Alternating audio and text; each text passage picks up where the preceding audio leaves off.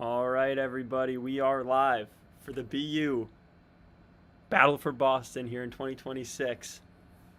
We are live. As you guys join, feel free to leave a comment in the live chat. Let me know if you can hear me, if you can see me. We're going to get this party started now. First event of the night is the men's DMR. It has just begun, and MIT is off to an early lead, one of the best Division III programs for track and field. And I happen to know that they know the BU track quite well, as they were often there while I was a student athlete at BU. They were often at our facility doing workouts. So we had some good deals worked out there with them because they let us use some of their outdoor soccer fields to do some cross-country workouts. But MIT in the lead here in Section 1 of the men's DMR. And we've got a loaded track meet here tonight. Some of the fastest runners in the world, some of the biggest names in the world. Who are you excited to see? Leave a comment in the live chat. It's going to be a great meet. Personally, I'm very excited to see Foster Malik, my friend, a former teammate at BU. He's going to take on the 1500 meter, and I know he's eyeing a Canadian record tonight. So very excited to see Foster go for that. Again, we've got the live chat feature here on this live stream. And in the last couple streams, we had some great audience participation. So really excited to engage with all appropriate comments. We've got Donnie. Donnie is here for the DMR. Donnie is on the coaching staff at Villanova. And he is a great voice in the track world. So Donnie, thanks for joining here. Congrats to your Villanova men on all the success they've had lately. We're currently in Heat 1 of the DMR, Donnie. MIT is leading this thing. Stonehill, I believe, is in second. Boston College close behind.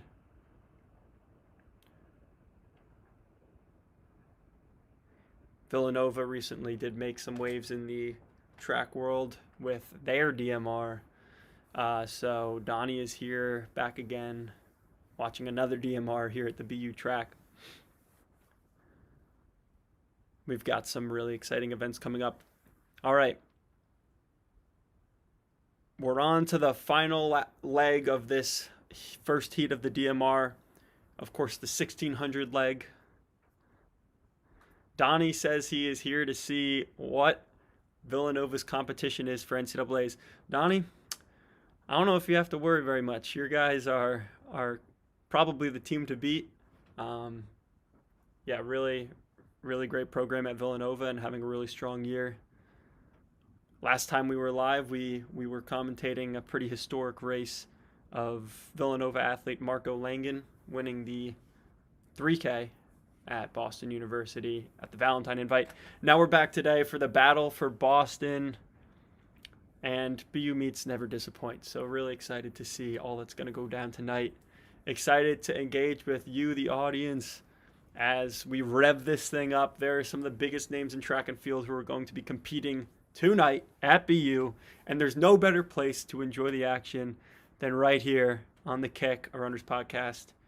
I was a student athlete at BU not too long ago, so I know this team well and I know this track well, and I certainly have a love and appreciation for the meets we put on at the fastest indoor track in the world. So Donnie, in this first heat of the DMR, it's all MIT, but that's not a squad you're going to have to worry about, as they are a D3 team. They have their own NCAA meet, and D1 will be coming up shortly with some teams in the next heat. There are some D1 teams in this heat for sure. Boston College being one of them. A lot of local teams for this meet. And there's going to be a lot of people traveling far for this meet, which is certainly interesting given the weather in Boston in the Northeast right now. Snow is coming down tonight. Be shoveling tomorrow, but right now, there's no better place to hunker down than here live on the Kick, a Runners podcast. Feel free to like, subscribe, and my personal favorite, just leave a comment in the live chat. I love engaging with the audience here. It makes things a lot more entertaining for everybody involved.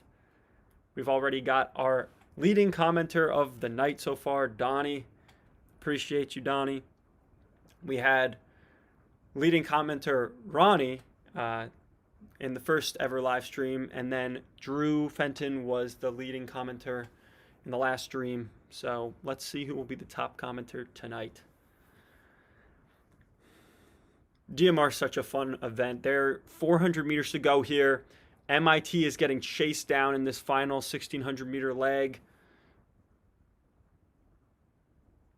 But MIT is going to extend the gap here again. Boston College was chasing down MIT. But MIT is starting to open things up now. And I think they're eyeing the Division III record here. This could get very interesting going into the bell lap. All right, here we go. 9:08 with 1 lap to go. He's going to need a 31-second final lap to get this record. The Division III DMR record is on the line here. MIT pushing hard for it. And it's the first event of the night here, and the facility is already loud. He's got just about 5 seconds to try to finish this thing off. The home stretch is... He is not going to get it. 9:40.52 for MIT. Phenomenal run for MIT. It's not going to be the Division III record, but it is one of the fastest times that has ever been run by a D3 team in the DMR. Wow. Congrats to MIT. That's a great run. And I'm sure they're excited to see what they can do at NCAAs in just a couple weeks.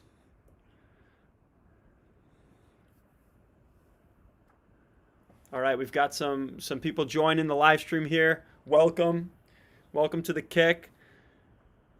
We've got the first event in the books here with Section 1 of the men's DMR. MIT won in nearly D3 record fashion. 9:40 was their winning time. 9:40.5 to be exact. Won't get the D3 record, but it is very close. One of the fastest times ever run in Division III. Donnie says, still pretty dang solid. I would have to agree, Donnie. That is a fast time for sure.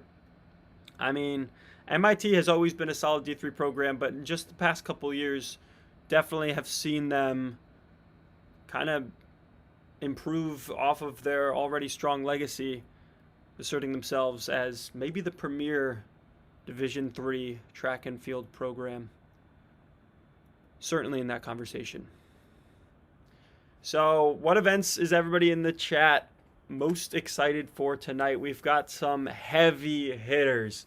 I mean, some of the biggest names in the sport, they're taking the line today. And what I find super interesting is how you've got guys like Sam Ruth, the 16-year-old phenom. He's going to be taking on people who are seasoned veterans, collegiate runners, pros.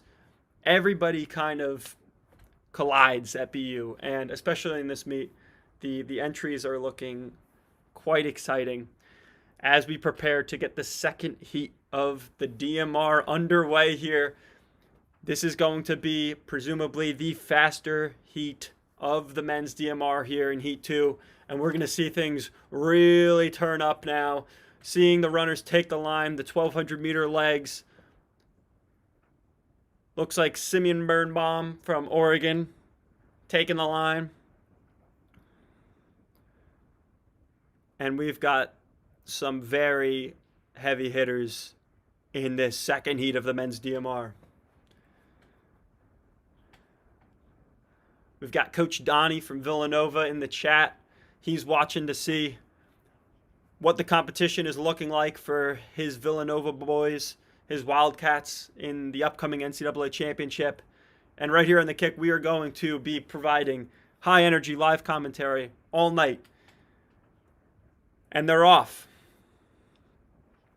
They're going to come through the first lap here really fast. It's going to be a 27-second first lap for these 1,200 meter runners here in the DMR. Donnie says he's hoping for 4 qualifiers out of this one. Yeah, certainly going to be a handful of teams qualifying for the NCAA championships right here in this race. The distance medley relay, one of the most beloved events in track and field. It's got some distance events. It's got a 400. It's got it all. 1200 meter leg is always interesting. Very hard to open up any sort of gap in this first leg, but positioning is what becomes very important. Getting that baton to your 400 leg with good positioning is so important. It's very rare that there's much change in that next 400 meter leg, so you want to have a good position to set you up for that 800 and 1600 that really determine how this thing's going to go. Virginia Tech looking really strong here on this 1200 leg, but here comes Simeon Birnbaum of Oregon. Simeon Birnbaum starting to make a move here. Oregon, one of the historically best programs in the country, and they are going to be running this very bold. And Simeon Birnbaum is going to take the lead here on this 1200 meter leg. Let's see how fast he's going to run here. And it's the bell lap for this first leg here of the 1200 meter in this DMR. Some of the best teams in the country right here, right now. Simeon Birnbaum is actually opening up a substantial gap here on these other 1200 legs. And he's going to give the Ducks a pretty solid lead going into the 400 meter leg. Simeon Birnbaum coming down the home stretch. 2:48 for Simeon Birnbaum, a strong 1200 meter leg for the Oregon Ducks. And now the 400 meter runners are off to the races. Always fun to see that transition from a 1200 pace to a 400 pace. Will Oregon be able to open up the lead slightly here? Will they lose a little bit of their lead? Let's see. Strong first lap for this 400 leg for Oregon. And I think it's going to be Elliott Cook on the 800 leg for Oregon. So let's see what kind of lead he'll have here going into this 800 meter leg. Virginia Tech is second and UVA third. So it's a battle of those Virginia rival schools right now for second. The Ducks are going to have the lead here going into the 800. And here's Elliott Cook. Elliott Cook gets the stick with a good second lead here. And he's not the guy that you think is going to be overtaken.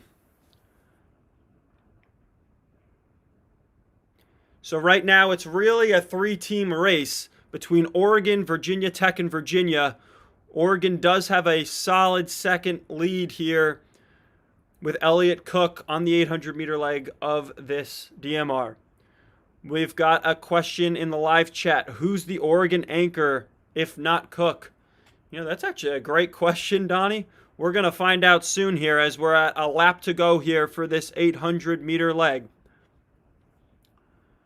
Elliott Cook is definitely a strong runner to put on your 800 leg. And so far he is keeping this lead for the Ducks. But Virginia Tech does look a little bit anxious to take this thing. And just as I say it, Virginia Tech is going to make a move for the lead here. Virginia Tech wants to lead this thing as it comes down to the wire. Elliott Cook just kind of sitting on the Virginia Tech athlete here. I think Elliott Cook is going to have enough to take the lead back here, but it's not going to be much of a lead going into that final 1600. Maybe Elliott was instructed to hand off the baton in second, as that actually is kind of a nice position to be in going into the 1600 leg. So George Cootie is going to be the Virginia Tech anchor. Very strong athlete. And we're going to see who the Oregon anchor is going to be. But George Cootie is not going to be an easy guy to catch. And Virginia Tech is going to have the lead here going into the 1,600-meter leg, the final leg of the DMR. Could it be a plan for Oregon to just want to kind of sit on George Cootie here, have the advantage of, being able to see the leader and just kind of ride that pace? Again, the win isn't as important to these teams here. These are competitors who really love winning and hate losing, so there is certainly a competition aspect, but the biggest thing on a lot of these teams' mind is NCAAs, getting that qualifying time and punching their ticket to the NCAA championship in March. Virginia's got Gary Martin on the anchor, so can't count them out. They are a pretty distant third right now, but I would say if anybody's going to close this gap, it would be Gary Martin, one of the fastest milers in NCAA history. So this is going to be an exciting anchor for sure. George Cootie leading things for Virginia Tech.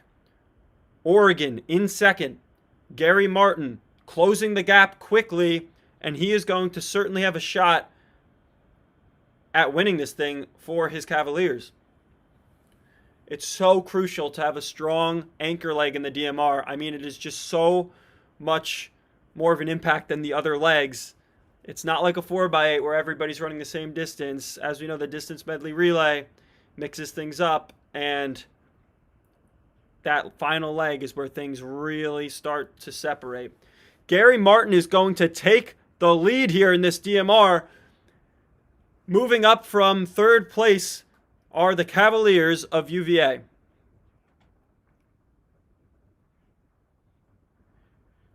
So Gary Martin of UVA is leading this 1,600 leg of this DMR here at BU. George Cootie, second place for Virginia Tech, and Oregon is falling to third now.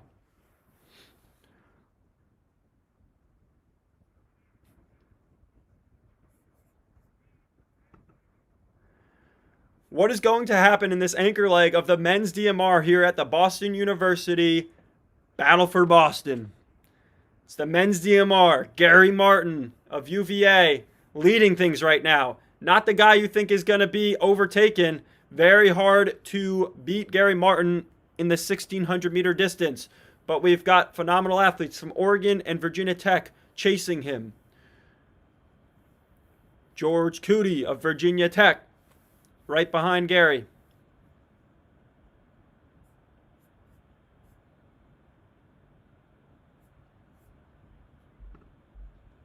Again, we've got the live chat option here on the live stream. If you are signed into a YouTube account, you can leave a comment in the live chat, and I will respond to everything that is appropriate. All right, things are really winding up here in this DMR. And we are going to be entering the bell lap.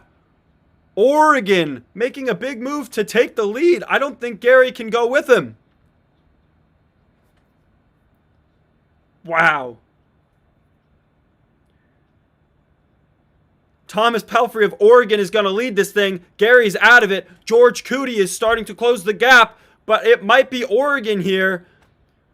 Oregon going to come into the home stretch with a lead. George Cootie trying to close it for Virginia Tech, but it's going to be Oregon taking the win here at the 2026 Battle for Boston at BU. Oregon led early, fell back to third. But congratulations to the Ducks taking down Gary Martin in a 1,600 leg at the end of a DMR. It is no easy feat.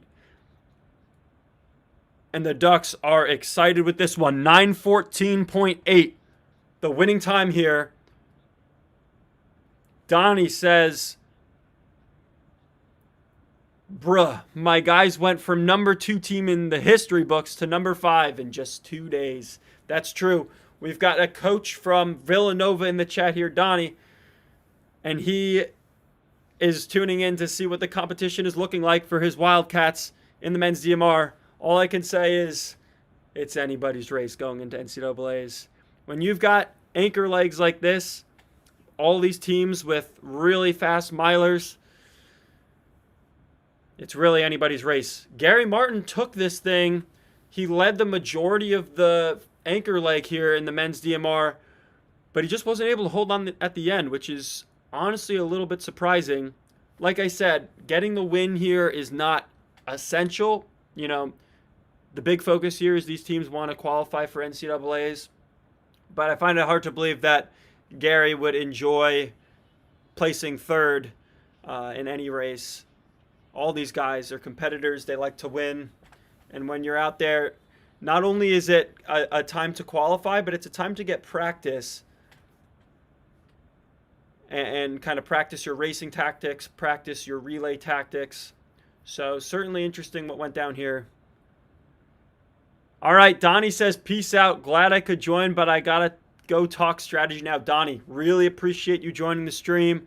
Good luck to you and the Villanova Wildcats at, conference championships first, but also NCAAs in the near future. A lot of really exciting track and field coming to wrap up this indoor season.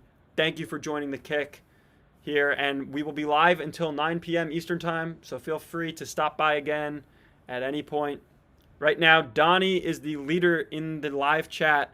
He has left the most live chat comments thus far, but that could definitely change as we continue into the night here at the BU Battle for Boston.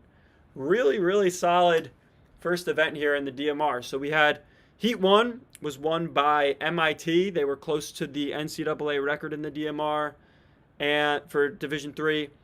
And then Heat 2 was the faster heat with teams like Oregon, who won. Second place was Virginia Tech, and third place was UVA. Great racing there. Really exciting to see how the rest of this meet is going to develop. And we are going to have a break in the broadcast here, so we are on commercial. So now would be a great time to chat with the audience. If you've got anybody you're looking forward to racing tonight, if you have any predictions for tonight, any questions, leave them in the chat and we will get into it, because that's what we're here for. It's not just a live stream, it's a watch party, and we are all here together for the love of track and field.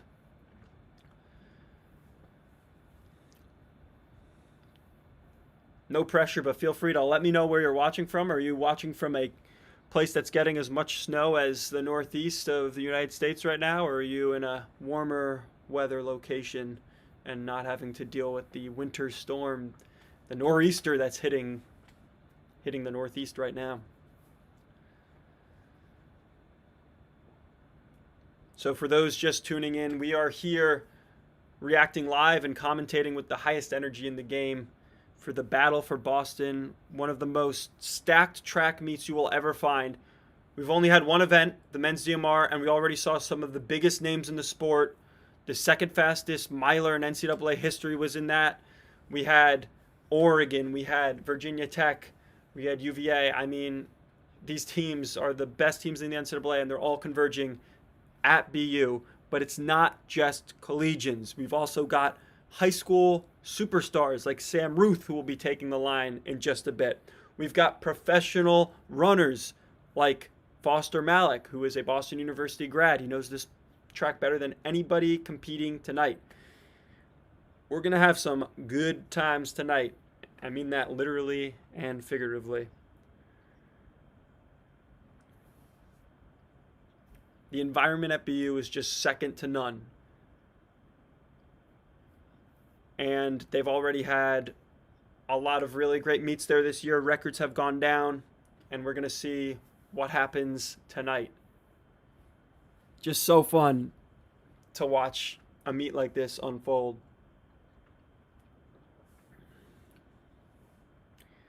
Again, thank you to all our viewers tuning in. We're about to get into the next event here as we have returned from commercial break.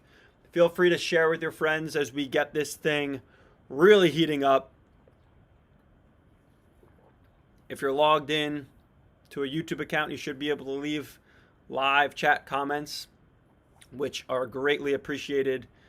And we're on to the women's distance medley relay.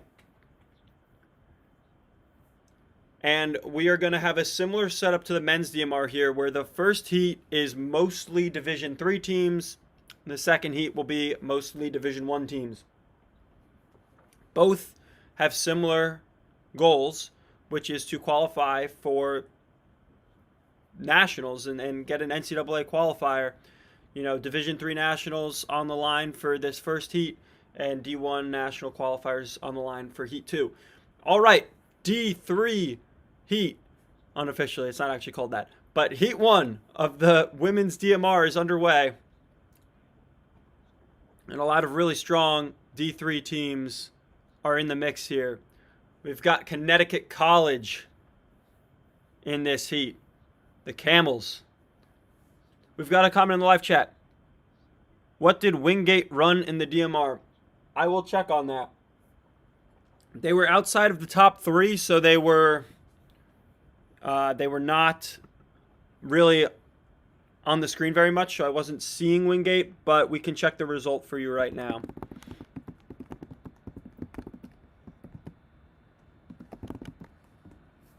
All right, so Wingate in the men's DMR, they were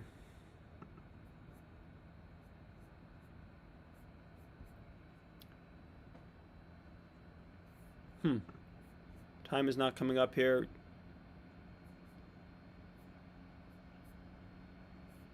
I don't have their time here. I will get back to you on Wingate. Appreciate your comment in the live chat.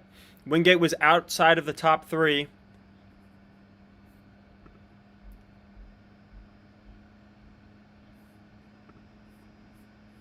See if this will update here. We are 3 laps into the women's DMR Heat 1. We've got some strong D3 teams in this first heat. You should be able to look up the live results via Lancer Timing for the 2026 Battle in Boston. Right now, the live results link that I have is only showing 5 teams, and it's saying that Wingate is not timed, but it seems like it's just a little behind here.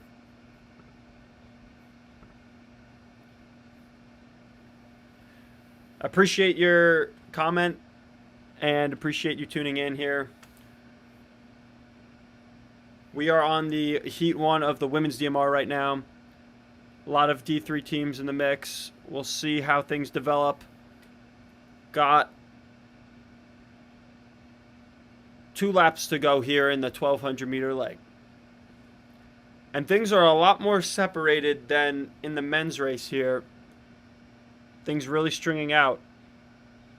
Amherst is in the lead, and it's a commanding lead. Will she have enough to close this out, though? 300 meters to go. Amherst in the lead.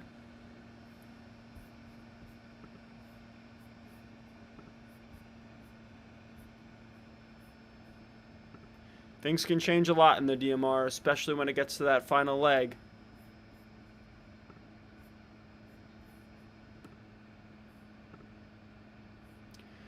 If anybody can, who's following along with the live results, knows how Wingate ended up and what their time was, feel free to answer the commenter in the live chat, as I do not have that result, unfortunately, available to me right now.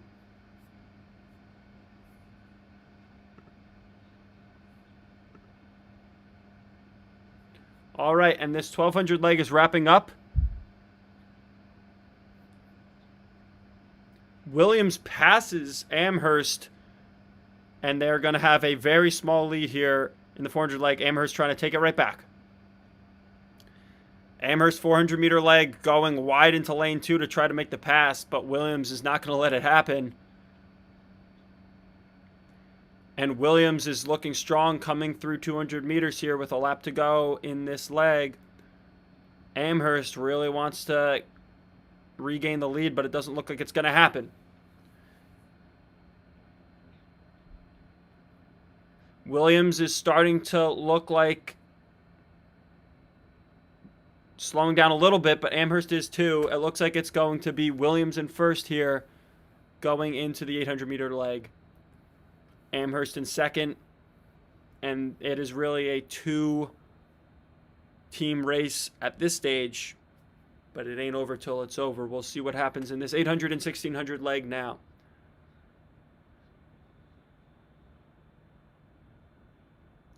Williams has the lead here in the 800 leg.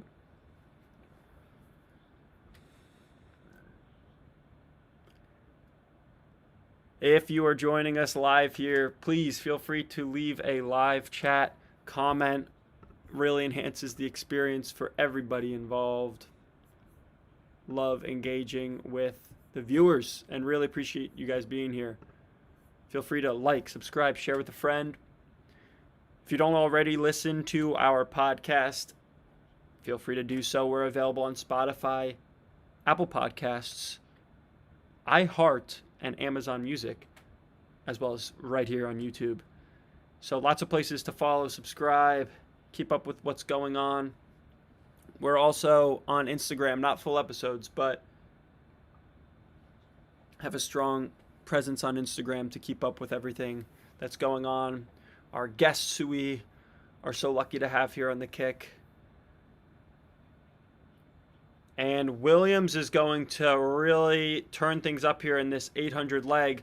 It looks like Williams, depending on who their 1600 anchor leg is and how well they run, Williams is really going to look like they have this thing in the bag. Amherst fighting to stay involved and engaged. Strong leg from their athlete as well. But this is all Williams in the 800 meter leg right now of this first heat in the women's DMR.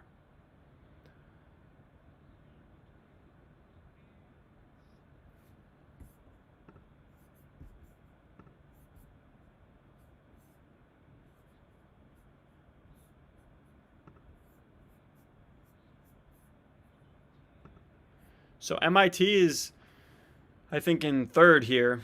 They had a great run for the men's DMR. We'll see if maybe they can pull off a miracle and close this gap on first and second. And we are going into the 1600 leg here, the anchor of this women's DMR in this first heat. It's a two-team race between two Division III powers, Williams and Amherst.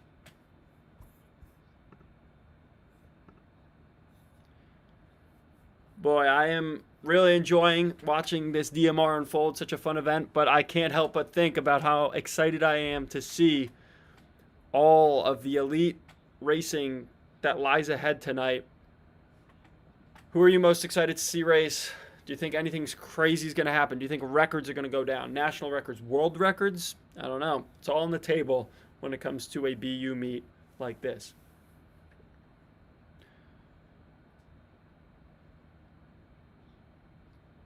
So it looks like Kate Tuttle is the anchor leg for Williams, and she has no plans of giving up this lead. Kate Tuttle is wearing a watch, and she checks that watch. She's making it look easy. Definitely wants to be on NCAA qualifying time here, but it's always fun to see a runner at the front of an elite race like this checking their watch. It's almost like it's a workout. If you're a runner in the chat, what do you think about wearing a watch during a race? I never like to do it.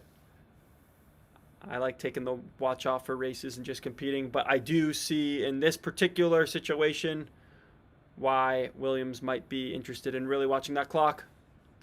But on the indoor oval, you do get an update every 200 meters.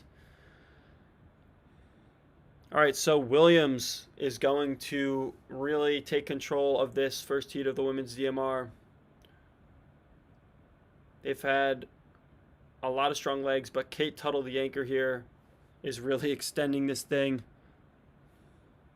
And you can't see any other team in the broadcast right now. That's how big the lead is.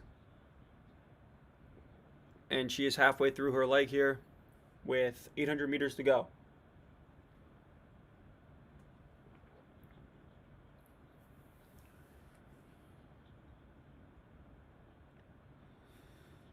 So we're still in the DMR section of the Battle for Boston. Men's wrapped up. There was some great racing there. We are currently on Heat 1 of the women. A lot of D3 teams in this heat. Really exciting to see who's going to qualify for the D3 National Championship. Kate Tuttle leading things for Williams right now with just 3 laps to go. Heat 1 is, like I said, mostly D3 teams, but Heat 2 will promise some really fast D1 squads. Things are really going to turn up here at BU, and you're in the right place to watch everything unfold here on The Kick.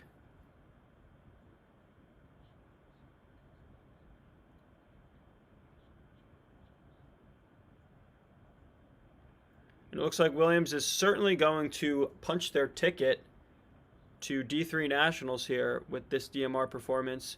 You can see the Williams athletes on the infield really excited as their anchor leg brings things home. Less than 400 to go here, and Tuttle looking smooth.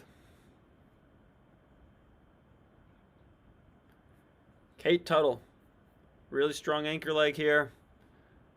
And she's only getting faster lap by lap as she approaches the bell.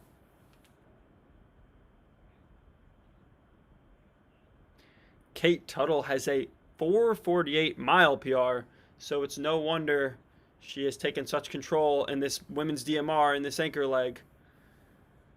Kate Tuttle at the bell, she has nothing to worry about in the winning department, but she still wants to get every second she can here in the time department. She's got 100 meters to go here, and Kate Tuttle is digging hard to get to that finish line as fast as she possibly can.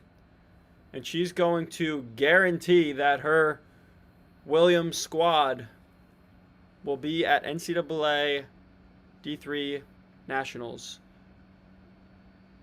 Williams wins the women's DMR Heat 1 here. 11:33, the official time for this Williams squad.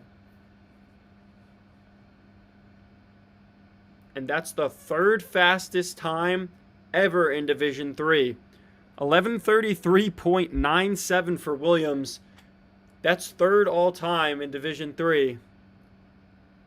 And they are thrilled with this one as the relay legs all get together, exchange high fives, and they know they're headed to the national championships.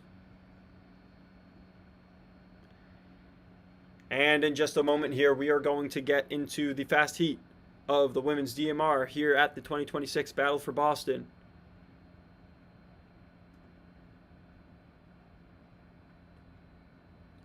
I am correct. It doesn't look like they have. Doesn't look like they have a second heat for the women's DMR. I thought they would probably have similar setup to the men's where it's a 2-heat affair. But it looks like just some D3 squads were out here for this one on the women's side, getting those qualifying times.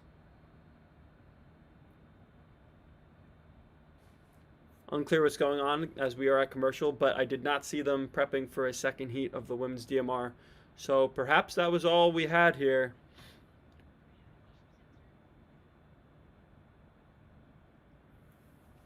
I'm going to check the schedule while we are on commercial break. Women's DMR. Yeah, it looks like it was just that one heat. All right, so we are going to get into the women's 1K then next, and that is a very stacked event. We've got Sophia Gorierin of Harvard.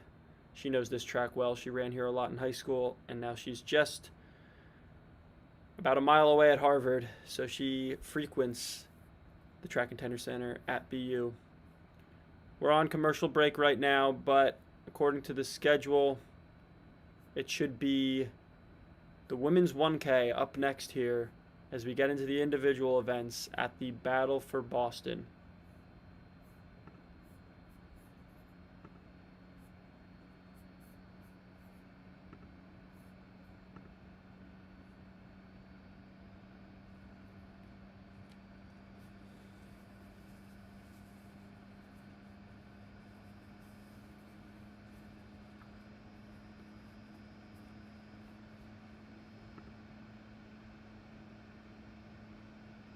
All right, and we're going to return from commercial here.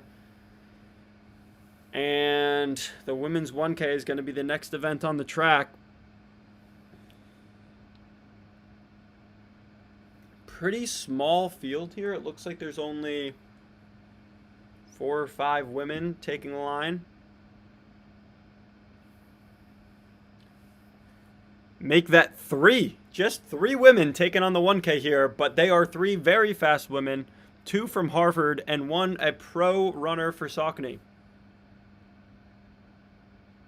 I believe the Saucony athlete might be pacing this and helping these 2 Harvard athletes get to a fast time.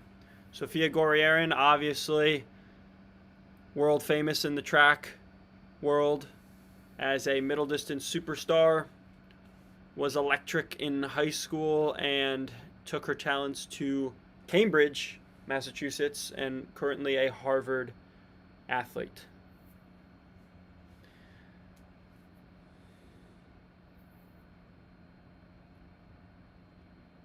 So yes, the Saucony athlete here is a pace setter, and she is going to take the 400 through and right around 60 flat, but Sofia Gorriaran is about a second off, so Sofia opens up in 61.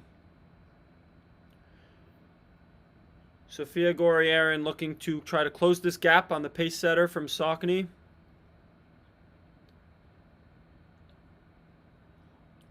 And Sofia closes the gap, and she's right on the pace setter's heels once again. And let's see what she's going to come through 600 meters here with just 400 to go. 134.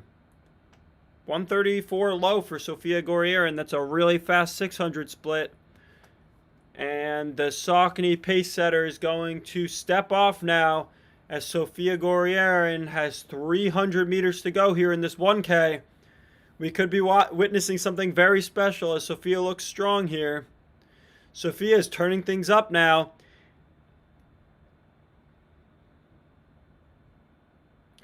And Sofia Gorriaran, 1 lap to go here at the bell. Sofia Gorriaran is on pace for something very special.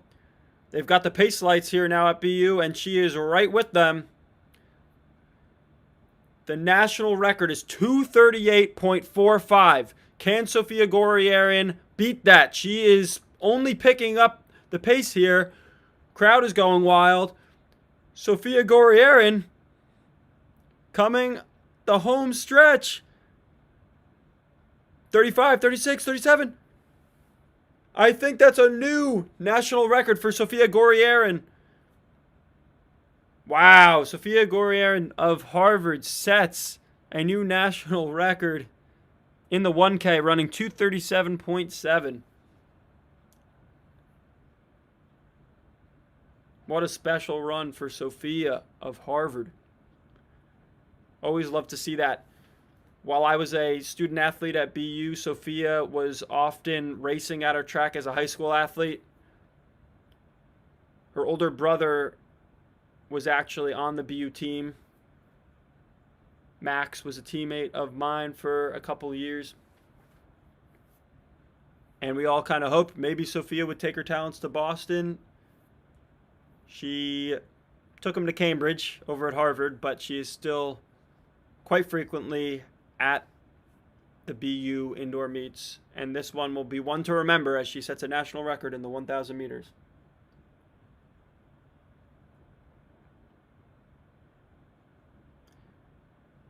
And it's all smiles for Sofia of Harvard, setting the 1K national record for the women.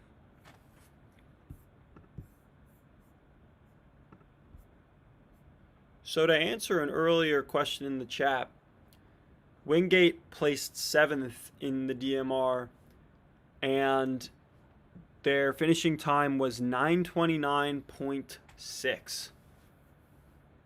So that was Wingate. They were 7th in the men's DMR. 9:29.6 for Wingate. Again, appreciate the live chat comments. Makes this thing a lot more fun, a lot more interesting.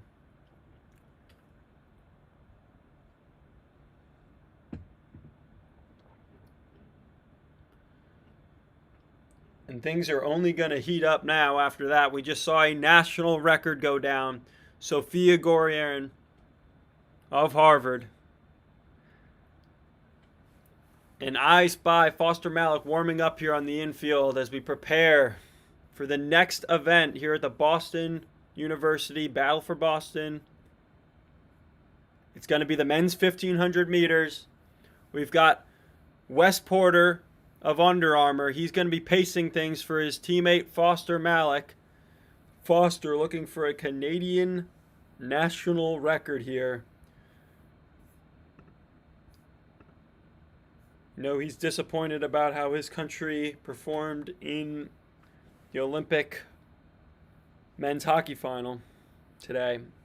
We'll see if he's able to get some revenge here, do something special for the home country of Canada.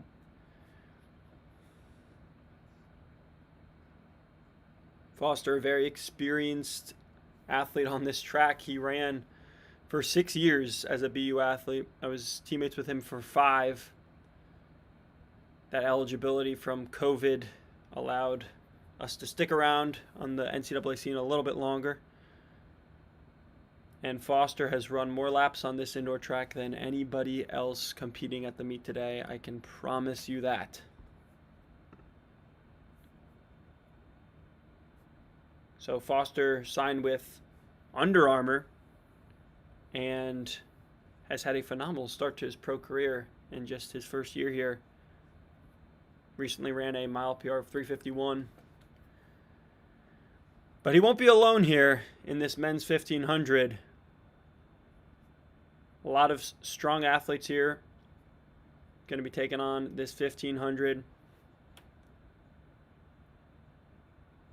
Abel Tefra, who won the NCAA championship last year representing Georgetown. He won indoors for the mile. Foster was third in that race, so these two are used to competing against each other. Tefra now representing Hoka. And the men's 1,500 is going to take the starting line here. It's going to be a lot of fun. Wes Porter, the Under Armour pro, going to be pacing this thing. And we're about to get underway in one of the most exciting events of the night here, the men's 1,500 meter. Let me know in the comments who you got. Who's going to win? What's the time going to be? Who are you rooting for? This is going to be exciting. And we are off here in the men's 1,500 meter. Interesting to see a 1,500 meter on an indoor track. They are starting in lanes. And now it's going to be 7 laps from here. Super interesting to not only see a 1,500 on an indoor track, but seeing them start in lanes. It happens, but not too frequently. Wes Porter of Under Armour going to take the lead here as the pace setter. Foster Malek following his teammate, but he is going to slide into what looks like third place here. Got a lot of Under Armour athletes here being paced by their teammate, Wes Porter. But we've also got some other runners in the mix here.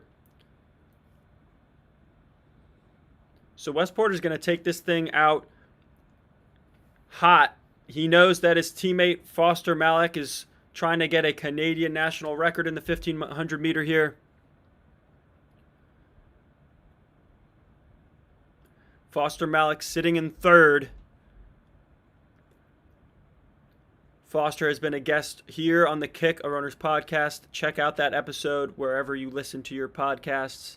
Phenomenal episode with one of the greatest Canadian track athletes of all time. And he is now on his alma mater's home track here at Boston University. Always special to see him return to BU. Very special place for him that he trained every day for 6 years, raced here a bunch. He's had some of his strongest results here at BU. But he's not alone here, as Isaac Baston is in the mix here, as well as Abel Tefra. Wes Porter is going to be just pacing this thing. We'll see how long he stays in the race. 3 laps to go, and he's still on it here.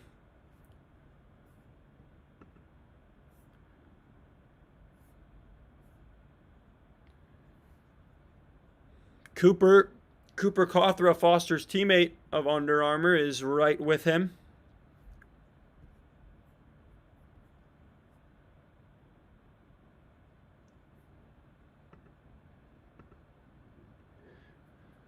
Foster Malik making a move here.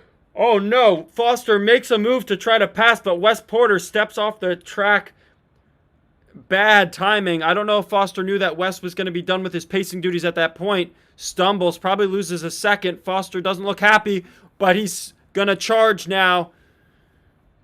Foster Malik taking control of this thing. Got a little bit tripped up when Wes Porter, his teammate, stepped off the track. 1 lap to go, and they're at 3:05. Foster Malik is hungry for another national record for Canada. He's on his old home track here at Boston University. His teammate Cooper Cawthra right with him. But Foster is going to take control of this thing, and let's see what the time's going to be. He was tripped up a little bit with 2 laps to go. His teammate Wes Porter was pacing this thing, stepped off the track and kind of got in his way, but Foster Malik is charging down the home stretch, and Foster Malik is going to run 3:33.3. Foster Malik wins this thing. Always great to see the BU alum winning on his old home track. He's got to be a bit upset about that little mix-up there. Cooper Cawthra was just a step behind, also representing Under Armour. So the official times, Foster Malik was 3:33.3, Cooper Cawthra 3:33.8. Wes Porter did a phenomenal job setting the pace, but then when he stepped off the track, Foster was making his move to pass on the outside, and he kind of ran into Porter's back. He stumbled a bit, luckily did not fall to the ground, but that absolutely slowed him down. He's got to be bummed with that, as this was a race mostly for time, but will never complain with a win. Foster's got plenty of those, and he adds another one tonight, running 3:33.3. Congrats to Foster. And we are going to have another commercial break here following that electric men's 1500 meter. I believe it's going to be the women's 800 meters next, which is one of the marquee events at this meet. We've got some elite athletes taking this one on. And one commercial later, we're back on the track. BU does not like to take too much time between their heats, so not too much time for commercials.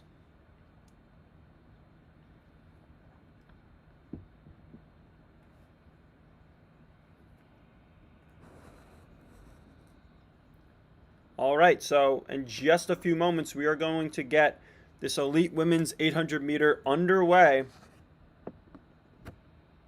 Really excited to see how this thing is going to go. And we are off in the women's 800 meter.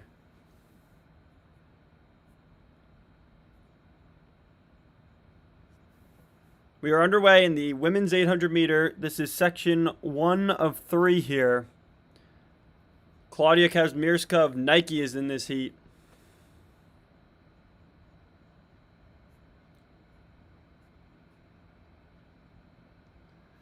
Let's see how many women are going to go under 2 minutes, if any, in this first heat of the women's 800 meter. We've got a lot of pro runners in this heat.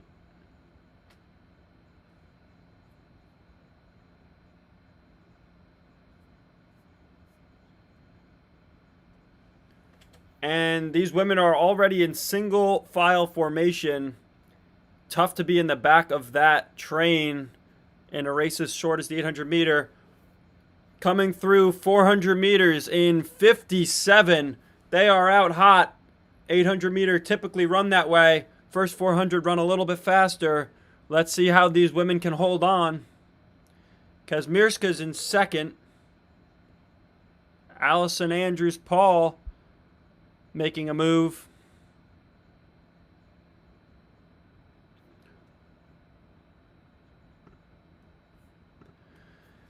These women are well under 2 flat pace in this 800 meters, coming through 127 at the bell.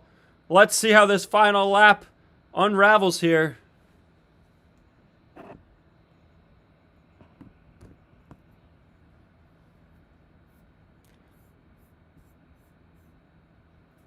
Claudia Kazmierska looks strong here. Heather McLean in the lead, though.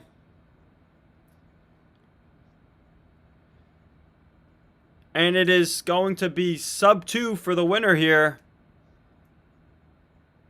Heather McLean. Heather McLean will be the only athlete sub 2 in this first heat of the women's 800, running 159.5. Claudia Kazmierska in second in 2 flat .02. So by just 0.02 of a second over 2 flat.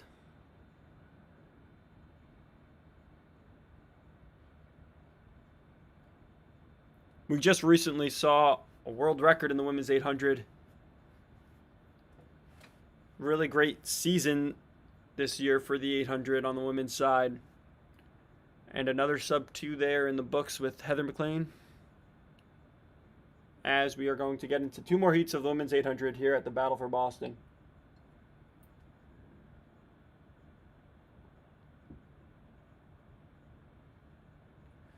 If you're just joining us, feel free to leave a comment in the live chat. Would love to hear from you. Really appreciate anybody tuning in, even if it's just for 1 minute here on this 3-hour live stream. It is much appreciated. Feel free to subscribe if it's your vibe.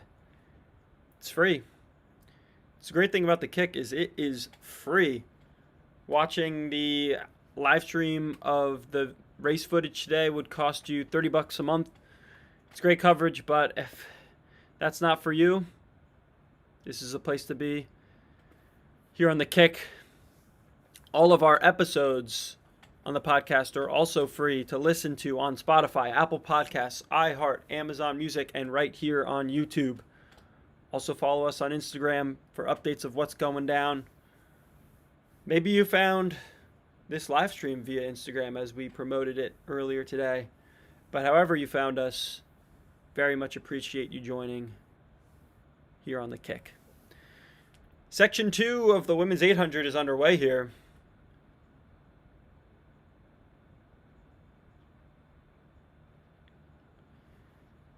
And the top 3 is going to run away with this thing, creating quite the gap.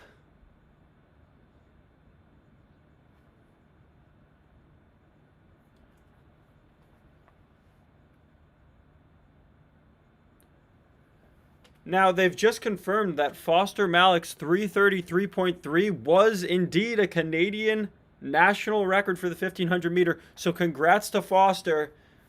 His 3:33.3 is a new national record for Canada. Cheers to Foster, former BU athlete and teammate of mine on his old home track. Sets a Canadian record.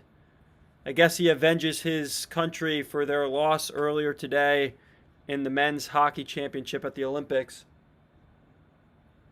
But congratulations to Foster Malek. He was a guest here on the Kick. Listen to his episode. It's a great one. 3:33.3. He stumbled a bit when the pace setter Wes Porter stepped off the track, but it didn't stop him from charging along to get that Canadian record. So this heat looks like it is going to be won in a little over 2 flat, but don't count this Providence athlete out. Could she potentially break 2 here in the second heat of the women's 800? It wasn't expected, but Maeve O'Neill will run 2 flat .3. Valiant effort there, and she's got to be happy with that. Great run for Maeve O'Neill of Providence. And the Friars are happy with that one. That's got to be a PR there. Really great effort from Maeve O'Neill.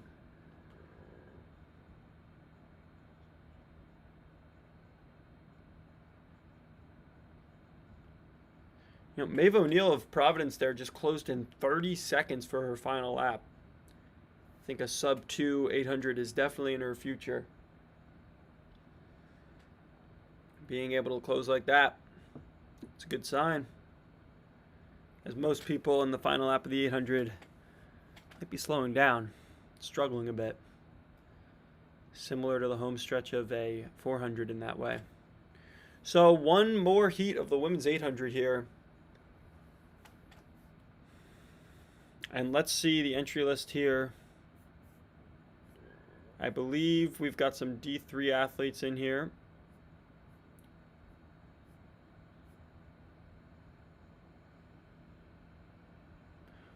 Actually, we've got a lot of Boston College athletes here. BC has 4 athletes on the line here for this third heat of the 800 meters. So let's see if it's a good day for the Eagles here on their rival BU track. And we're underway here in the final heat of the women's 800. Section 3 of 3. 4 Boston College athletes here on the track. There is a pacer in this heat here as well, and she is scheduled to take them through 400 meters on pace for a 2:06 800. We'll see if she runs that evenly. And they are going to come through the first 200 in 30 flat. Seems like a pretty perfect way to start things off here. Banks some time.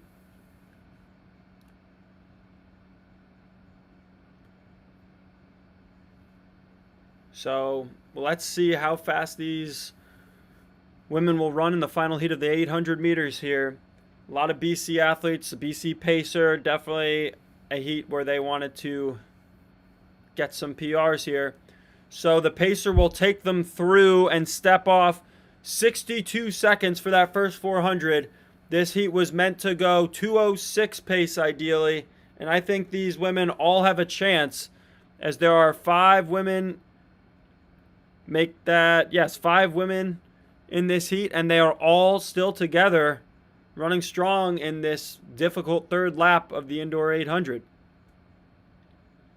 We've got a Providence athlete in the mix. We've got 3 Boston College athletes.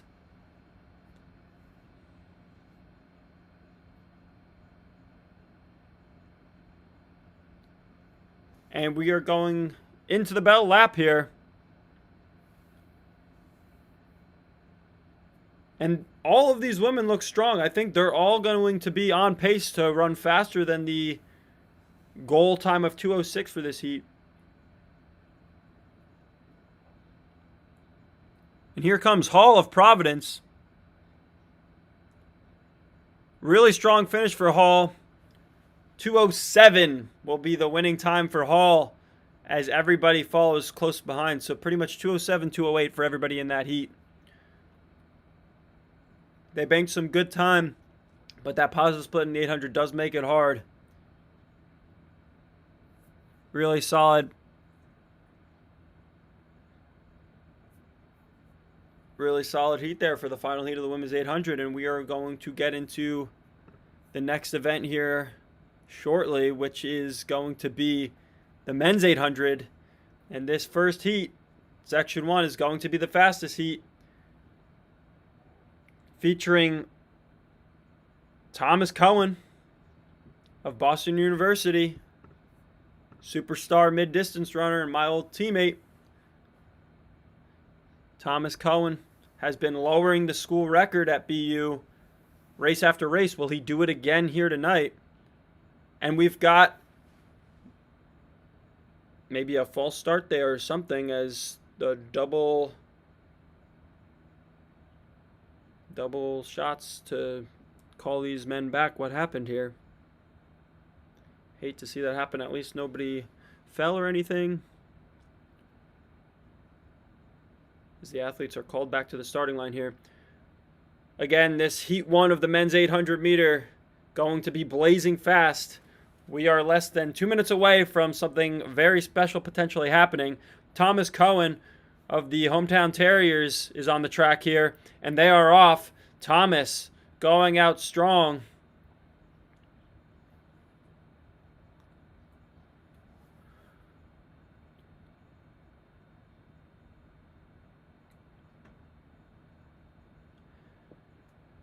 All right, let's see how fast they come through this first 200 meters. It is a 25. Wow. That's what you've got to do when you're running times like these men are looking to run.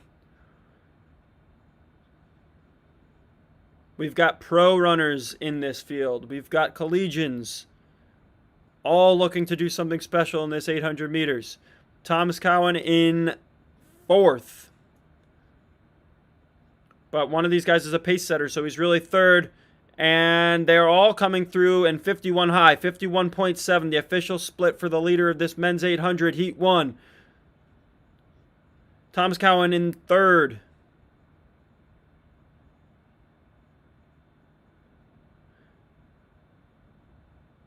Thomas Cowan really digging to stay in this thing. He's in 3rd place. It's all going to come down to the final 200 meters here in this men's 800. Everybody in it. Who's got the kick? How much does everybody have left? Thomas Cowan of the Terriers is in 3rd and sticking with this thing. Will he set another school record as he has continued to knock his own time down this season? Looks to be fading a little bit, but still maintaining a good pace. Here they come down the home stretch. And this thing's going to be won by John Rivera, the pro runner for Brooks Beast. Thomas Cowan in 4th. And the official time, 146.1 for John Rivera of Brooks Beast. Thomas Cowan comes in 4th, running 146.8.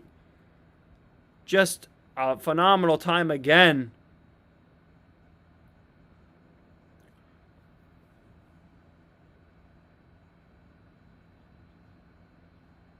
Thomas Cowan with a strong 4th place finish. He continues to just run phenomenal times here this indoor season.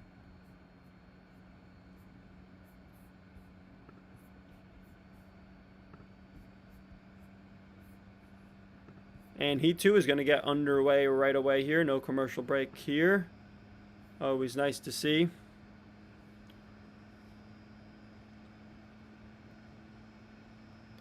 And not even 100 meters into this second heat of the men's 800, the pacer steps off the track. I mean, definitely not planned. There was a pace setter for this second heat of the men's 800, and the pacer stepped off the track not even 10 seconds into the race. I don't know if he pulled a hamstring. Hope he's okay, but that looked a little bit strange.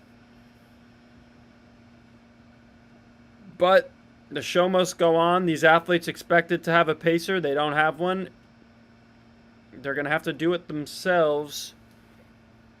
Luckily, there are pacing lights now at BU. I don't know if the athletes themselves are really able to focus on those at all, but they are there.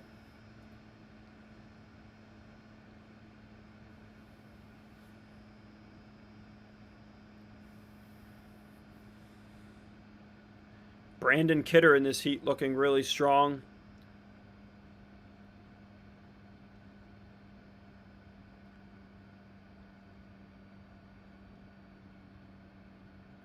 And Bizamana is going to be in the lead here going into the bell lap.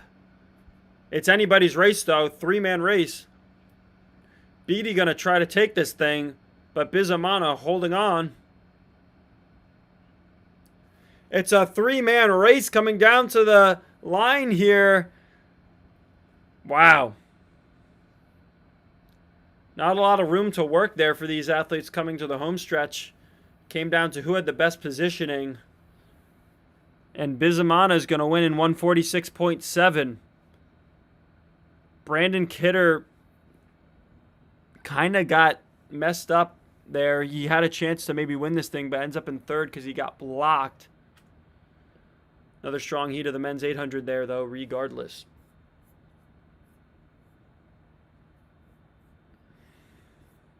All right, so we are just about approaching the halfway point of this meet here. And we have been having a great time here on the Kick. Really appreciate everybody for tuning in here. If you're tuned in right now, feel free to leave a comment in the live chat if you are able. It's free. If you're logged into a YouTube account or in the app, I think you're just able to click on live chat and leave a comment. Would love to know who you're excited to see race today, what your thoughts are, or just really anything about running, about the Kick. Have you listened to the show? Have you listened to the podcast? What are your favorite episodes, and who would you like to see come on the show next? We've got some exciting guests in the near future, but always looking. All right, we've got good commentary watching from New Zealand. Wow, thank you so much for your comment. That is so cool right now that we have a viewer from New Zealand. That's amazing. I wonder, did you, New Zealand watcher, enjoy Thomas Cowan running such a fast time again in the 800? BU has a couple of mid-distance runners from New Zealand. Carson Vesti as well, who broke 4 in the mile earlier this year. But really appreciate your kind words about my commentary.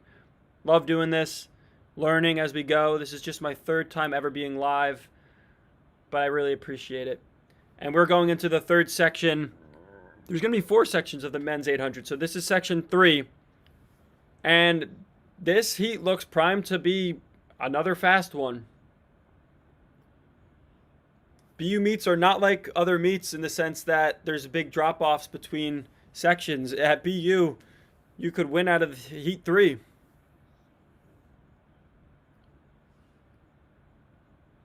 All right, so we've got another New Zealand commenter who lives in Southern California watching for Sam. Oh, that's got to be Sam Ruth, the 16-year-old who recently ran 3:48 in the mile right here on the BU track. Excited to see what he does tonight.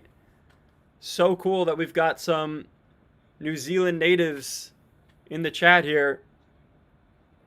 I will absolutely be sure to commentate and react to Sam Ruth when he takes the track shortly. Super exciting story. Gotta root for him. I mean, I'm not from New Zealand, but anytime you see a talent like that, Sam Ruth, you know it.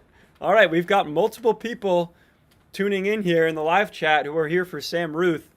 But let's see how this 3rd heat rather of the men's 800 will wrap up. It's going to be winning time 1:47, and that's Garden State Track Club. I know that track club pretty well, being from New Jersey. So nice to see a Garden State Track Club athlete win a heat of the 800 meters here in a 1:47. Fast time for him. Not sure who that athlete is, but I'll support him because, like I said, New Jersey, home state. Garden State Track Club is a cool track club. You'll see them in that black and yellow kit all around the country. Some really good runners representing them. So let's see, when will Sam Ruth be taking the track? It's got to be pretty soon. Let's see what he scheduled.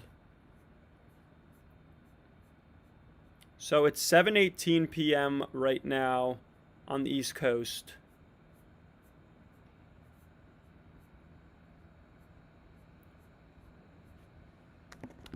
Let's see what time Sam Ruth is scheduled to take the track. It looks like,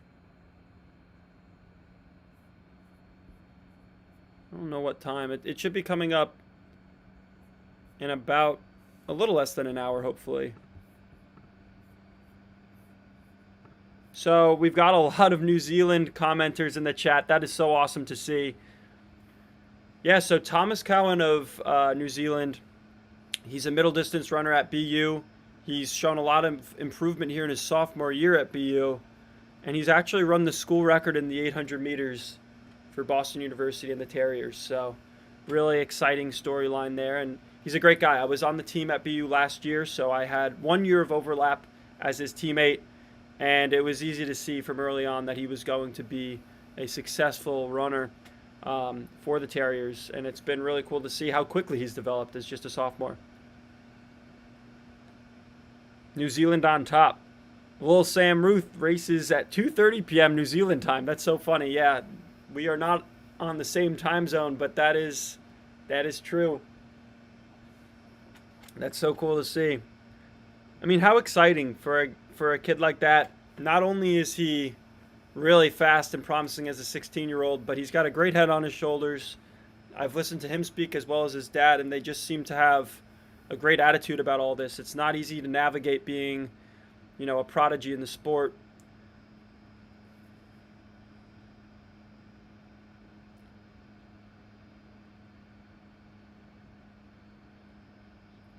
So Carson Vesti, yeah, he's a BU athlete. We have some comments about him. Not necessarily sure exactly what they mean, but Carson's a great guy, friend of mine. Was teammates with him for 2 years at BU, and it was really great. I was actually back at BU to watch him this season break 4 in the mile for the first time. Always a great accomplishment. But Carson he's an interesting guy. He'll run really fast on some easy runs, and he'll run some crazy mileage before maybe it's prescribed by the coaching staff. So he's an interesting guy in the sport, but he's a great friend, great guy, and he has a lot of potential. New Zealand runners, man, something special. The two that I personally know are both really great athletes, and now we're starting to see a lot of New Zealand athletes take over the sport. And not only is New Zealand taking over track and field, but they're taking over this live stream here. We've got a lot of viewers from New Zealand all tuning in and getting ready for Sam Ruth. We will be live when Sam Ruth takes the track. What will he do today? Probably something pretty incredible. Just a couple weeks ago, he ran a 3:48 mile on the Boston University track here. So he likes this track, I bet. It's a fast one, and it's one that he has set records on before.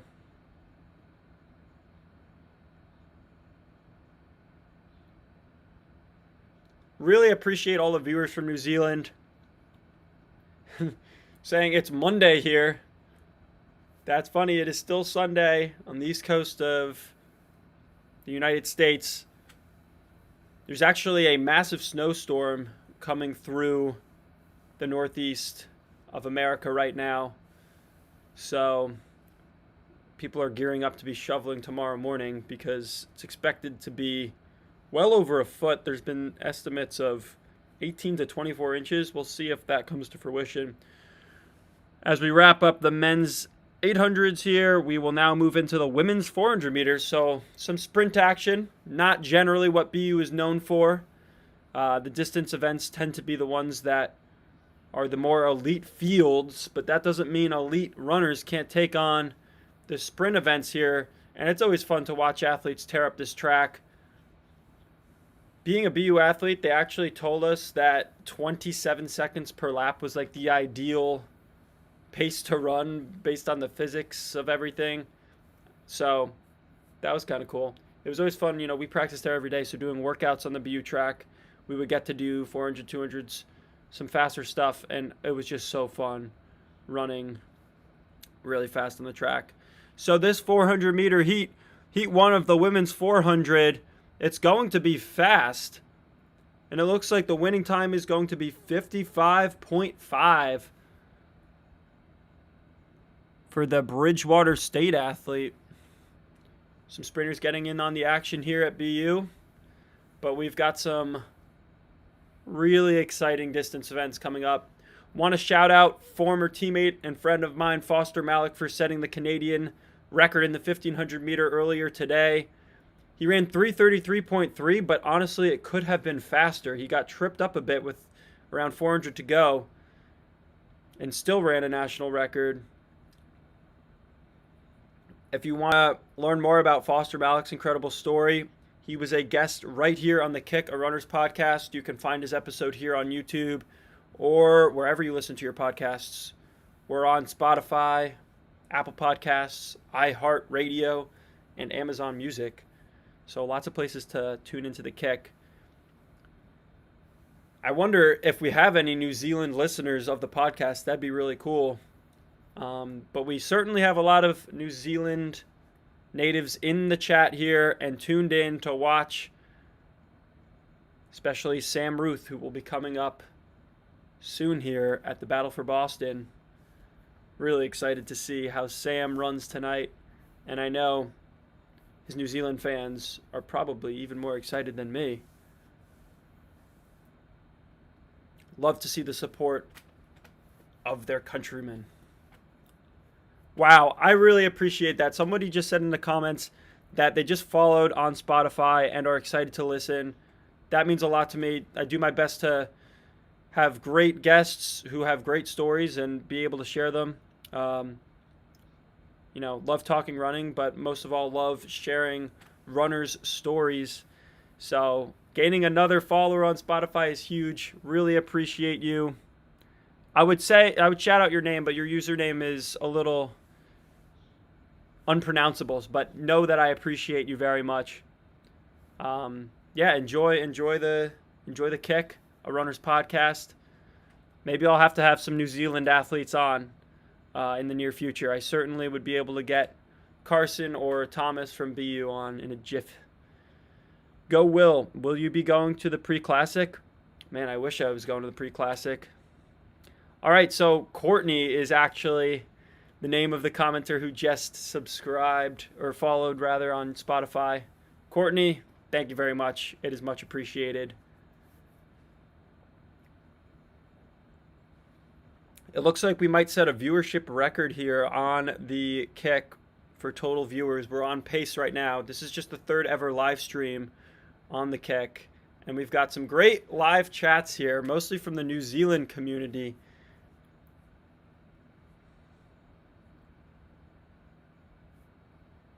Really, really appreciate it. Yeah, I wish I was going to the pre-classic. I, as of right now, do not have plans to.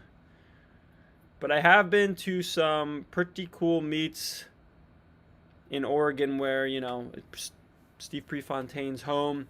Love the state of Oregon, but especially Tracktown USA in Eugene.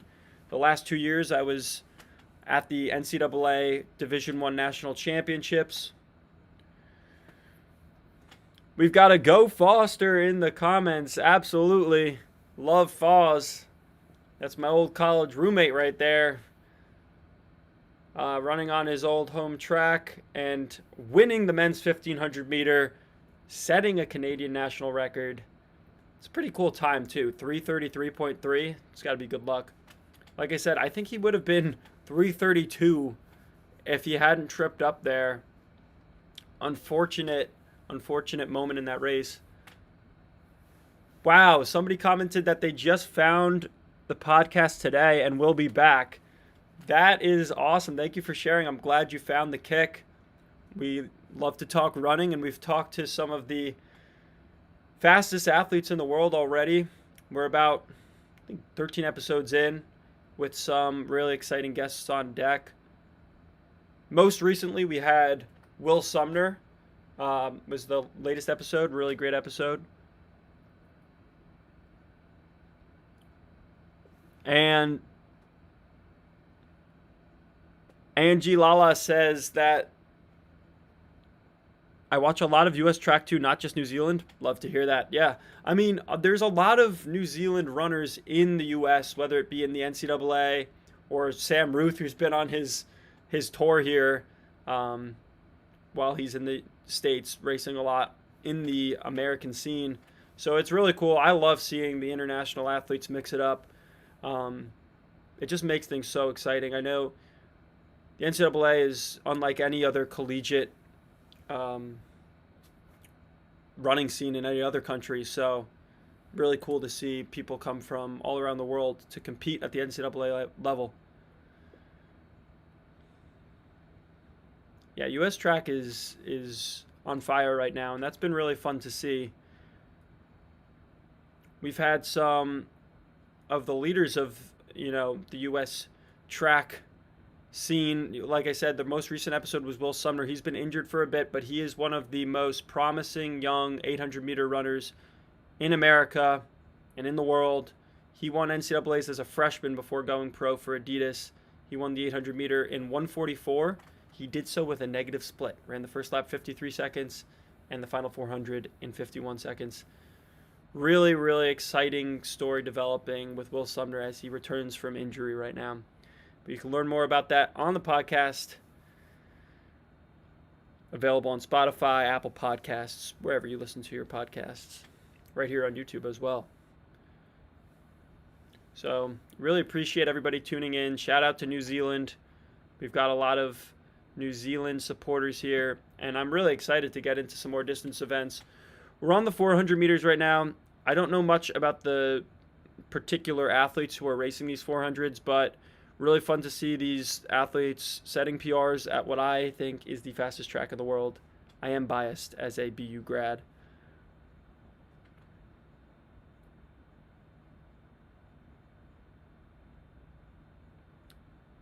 All right. So Courtney's saying that Sam on in about 15 minutes. All right. I actually didn't know that, so hopefully that's right, because I am definitely getting excited to see Sam Ruth take the track, as I know a lot of our New Zealand viewers are. Let's take a look at that field, because he will not be alone, which is a good thing. So the pace setter is set to go 7:40. There's actually two pace setters for the men's 3K. So Sam Ruth will be eager to follow along with that and then see what he can do. We've got athletes from Virginia Tech, Brooks Beast, Matt Strangio of Brooks Beast. We've got Parker Stokes of Brooks Beast. Parker's a great athlete I've talked to at NCAAs after he won the national championship in the steeplechase. Now he is pro. So a stacked field in the men's 3K. Arguably the most exciting event of the night, at least promises to be so.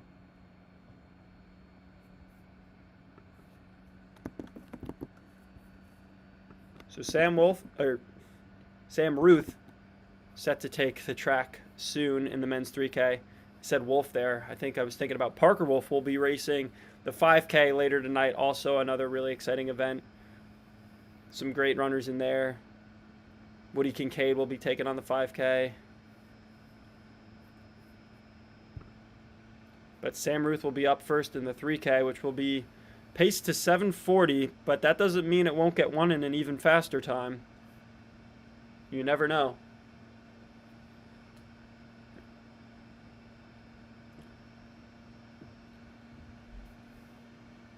Angie says, I like watching the U.S. sprinters 100, 200, 400. Yeah, I mean, there's definitely a lot of exciting sprinters from the U.S. I mean, the first one that comes to mind is Noah Lyles. He's obviously an interesting personality, I think, an exciting one. I think some people probably love him, some people probably hate him, but at the end of the day, he's good for the sport because everybody wants to watch and see what Noah Lyles will do. I talked to him recently, actually, at the New Balance Indoor Grand Prix, very briefly, but I was in the mixed media zone after he came through. He came in second that day. Lyles and Richardson, yeah, probably the faces of USA sprinting right now. Tim comments, interested to see how fit Kincaid is. Yeah, Woody Kincaid, it can go either way. It's always hard to know. But he's a great guy and a really exciting person to see take the track, see what he can do.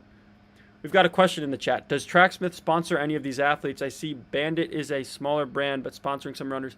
You know, Tracksmith, I don't know what their specific sponsorship looks like, but you do see people wearing the Tracksmith singlets quite often. Great gear. They've got a great store on Newbury Street in Boston. I was there a lot, but as a college student, wasn't buying very much Tracksmith gear as it was a little expensive, and we were getting the free gear from BU, so that was what I tended to go with.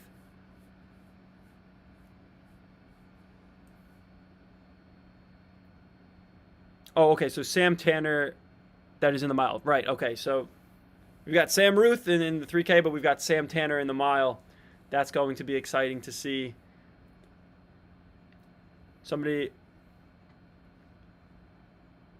comments, love their Twilight split shorts. I think that's Courtney, right? Yeah. Love their Twilight split shorts. Tracksmith has some nice gear. It's a little pricey, but they've got some nice gear. Sam Tanner is on soon. Sam Ruth a bit later. Yeah, that's correct. So we're going to have the mile first. It's actually going to be the women's mile first.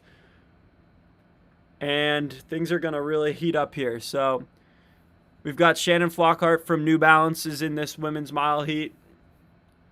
We've got Julia David-Smith of Washington, who has just continuously gotten better. So really exciting to see how this is going to go. Sophia Gorierin is on the track here, I'm guessing as a pacer, as she already just set the national record in the 1K earlier today. And then Tegan Scheinbecker is back on the track. She ran the 800 meter earlier. I think she ran like 2:02, so strong time. Maybe there's a chance she's racing this mile as well, or maybe she's pacing. And we are going to get started here in the women's mile as we're going to start getting into some of the more exciting for distance runners events. What I think a lot of people might have come here to watch just because of how stacked these fields are. And we are underway in the women's mile. This is section 1 of 2, presumably the faster heat.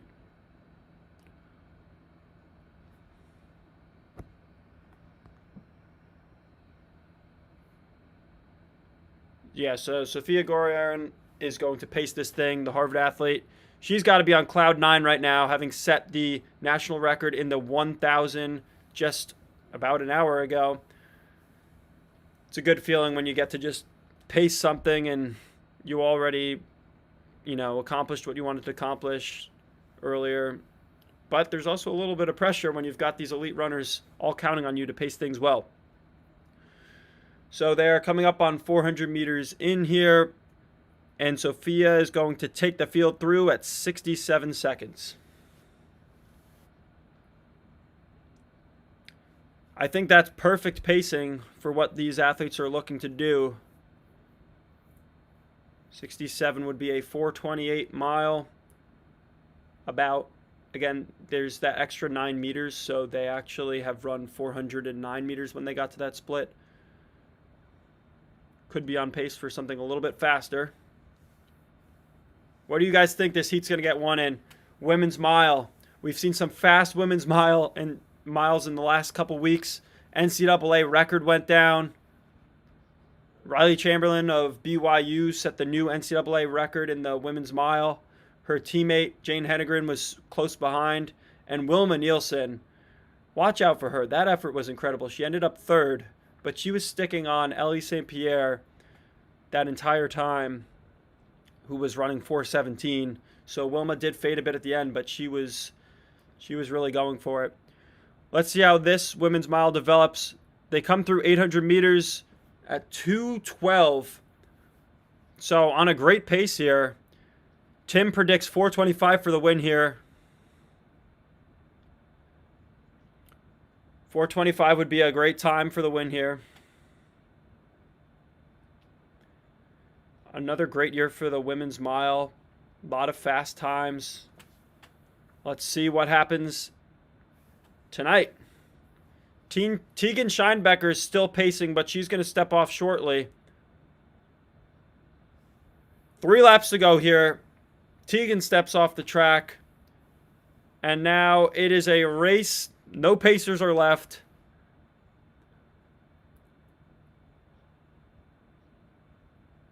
All right, let's see how this is going to go.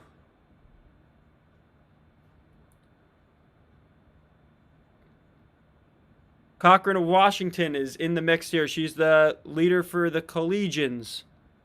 But there are a lot of pros in here. Tim says somebody might negative split and drop a 4:22. That would be pretty incredible. Rachel MacArthur of ASICS is leading this thing. If anybody's going to run a fast time in a negative split, it could be her.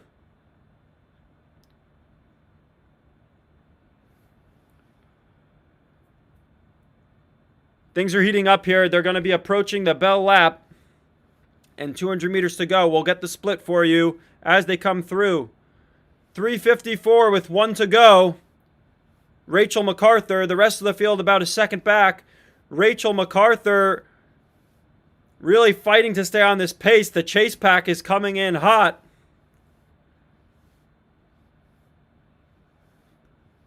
$100 to go. The leader for the collegians is Cochran of Washington.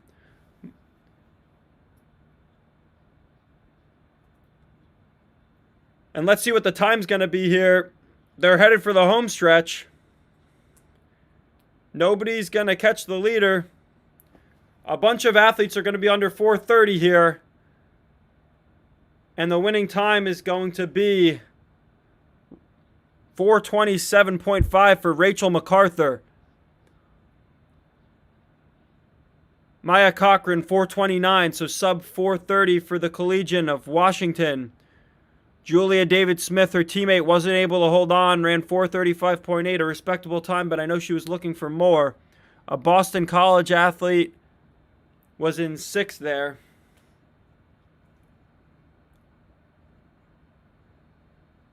Great race for MacArthur.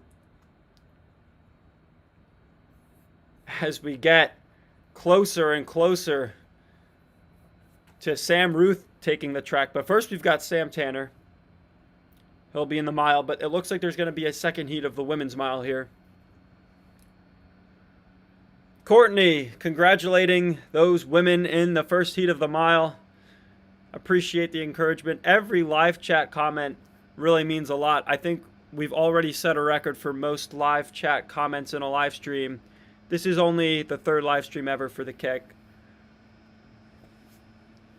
But really appreciate all the comments.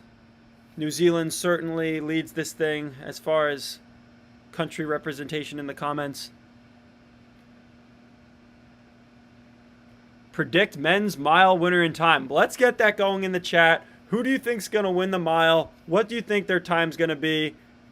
I'd also say, how many do you think are going to be under 4 minutes? BU famous for delivering sub 4-minute miles. The facility has the record for most sub 4s in a single day at a single meet.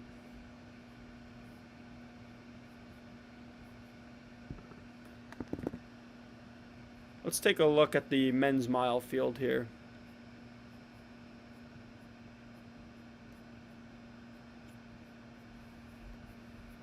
Oof.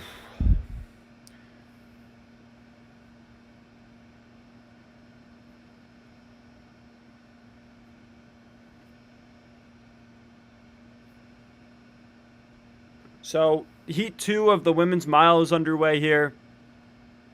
See how fast these women go here in the second heat.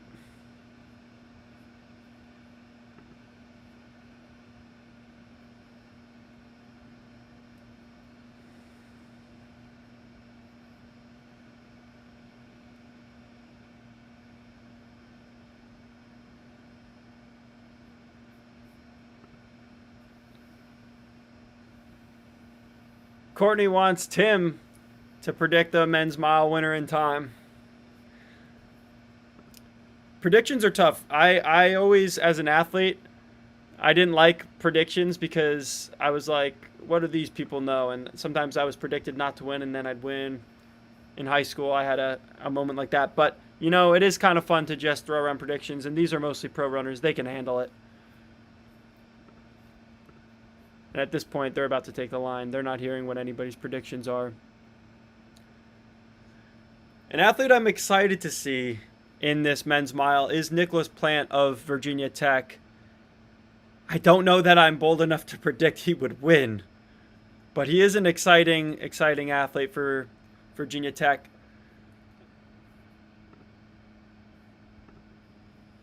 Tim predicts Sam Gilman runs 350.6. Boy, would that be exciting. And it is certainly possible. Absolutely is on the table. Will we get a sub 350, though? Will we get a sub 350 in this men's mile?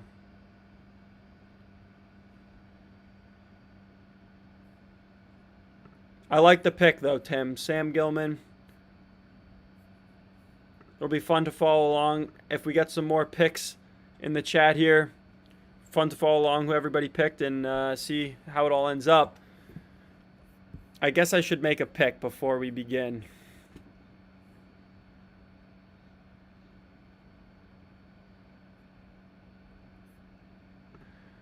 Forgot Walid Solomon is in this heat too.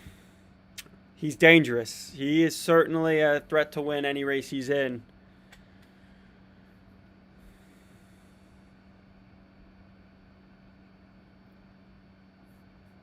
So, heat 2 of the women's mile is starting to heat up here. Sabrina Levine with a commanding lead. Sabrina Levine looks like maybe she should have been in heat 1 of the women's mile, as her gap is pretty major here. She's got 400 to go, and she's going to come through 3:28. On pace for something pretty fast here, but it's going to be tough to do it all alone. She's got a kick here. Tim agrees. Walid is dangerous. I agree.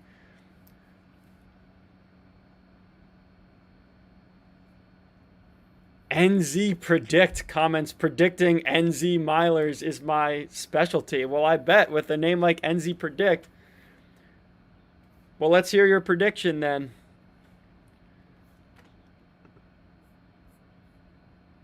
That's so funny, NZ Predict. All right, so a lap to go here.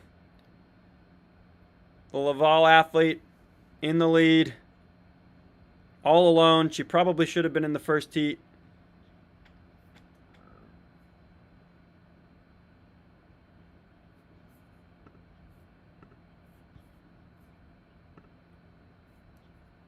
NZ Predict is in the chat. A lot of New Zealand athletes to predict tonight. How fast will Sam Ruth go in that 3K?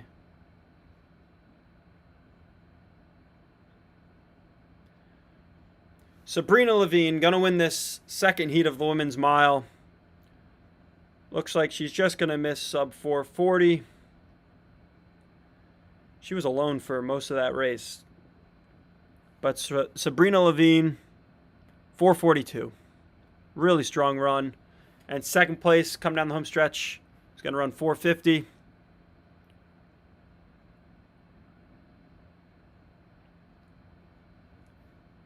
As the winner looks happy, but I bet wishes she was in the first heat to have a little bit of competition and people pushing her. All right, men's mile is going to be up shortly. They are going to commercial break, but I know these BU meets, they don't like to take very much time in between events, so I don't think this break will be very long. And that men's mile is going to be underway in just a few minutes.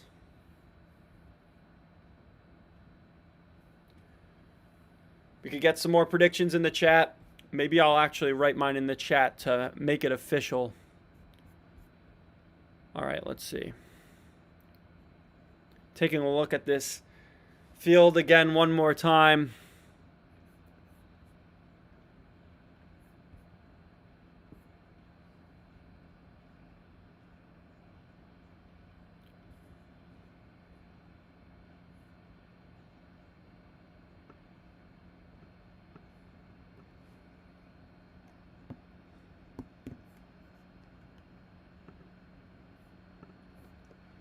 Or we've got Sam Tanner predicted 348.8 for the win by NZ Predict. That's a prediction you got to trust. This is, with a name like NZ Predict, you got to put some credibility there.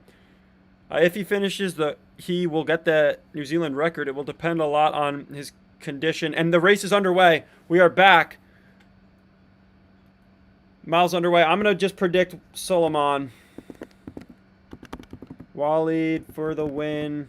I'll go 348.6 is my prediction. That's not a result. That's a prediction. All right. I made it official in the comments. We're underway. Coming through 200 meters here in around 29 seconds. What a stacked field in this men's mile at BU. As shown by his Cook's Classic win, he has the top end speed to close down if he is on a good time, NZ Predict says about Sam Tanner. Not too late to put your prediction in the chat here for the men's mile. Who's going to win? How fast is it going to be? Coming through 400 meters here.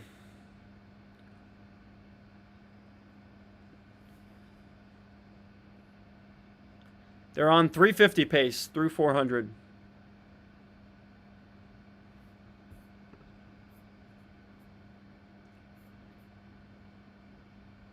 Tanner in the lead.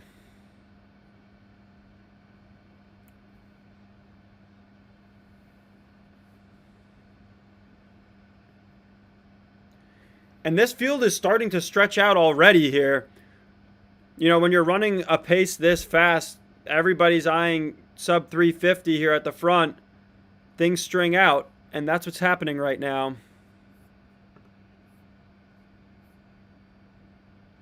Courtney says, let's go, Tanner.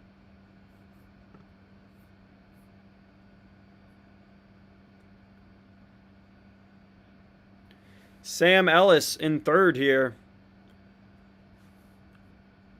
We got some Sams at the front of this race.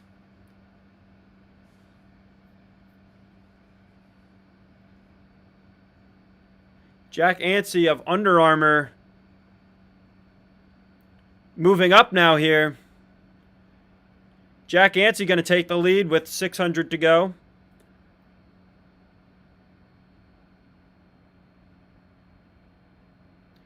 A lot of men moving up into position here. I think it's going to be a kicker's race. People are starting to gear up for this thing to turn up here as they approach 400 meters to go.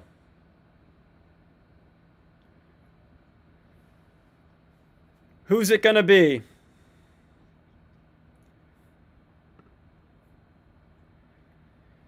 Tanner seems to be fading out of this thing. Ansey of Under Armour taking control. And it's Jack Ansey of Under Armour who's really taking this thing. He's alone now. Jack Ansey is going to be the winner of this thing. But he is not going to break 350. He's behind the pace lights. As I watch here now. And it's going to be Under Armour's Jack Ansey, 352.4 to win the men's mile.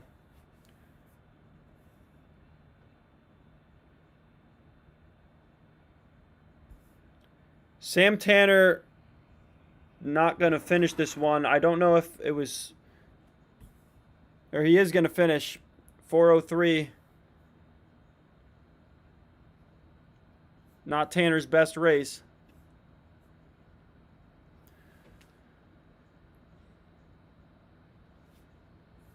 Sam Ellis was strong with a 353.5.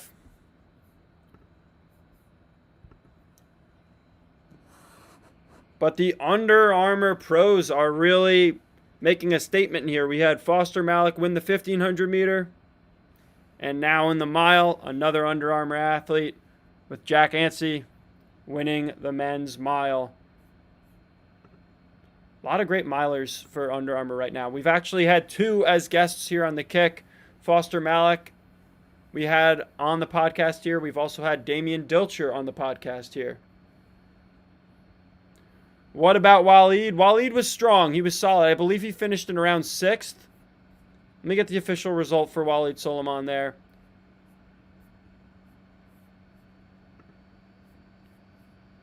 I believe he was 5th or 6th, probably around 355.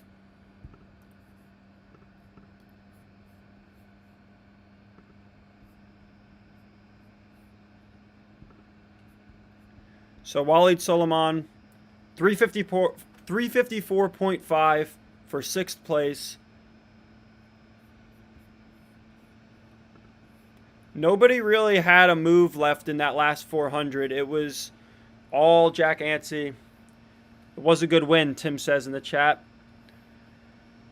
Always good to win. You know, these guys at these BU meets get very focused on the times, and rightfully so, but winning, practicing winning, you know, this is an invite, it's not a championship, but that practice and how to win and racing tactics is very important. So you can never complain with that. And we've got Heat 2 of the men's mile here. Off to the races. A lot of fast athletes here. How many in this heat will break 4?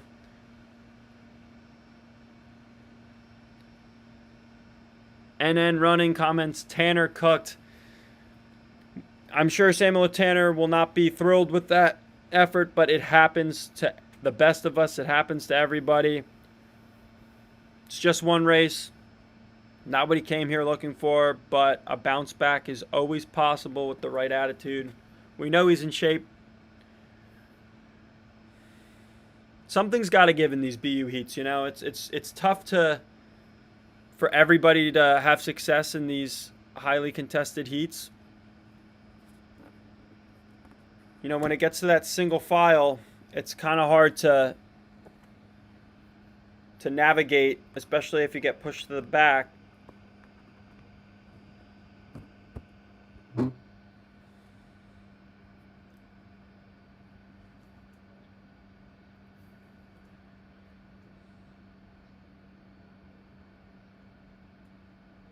How many will break 4 in this second heat of the men's mile?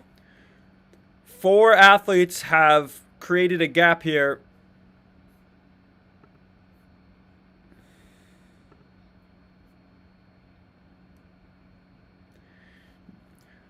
If I'm going to predict the winner of this one, I'm going to go Joe Wascom.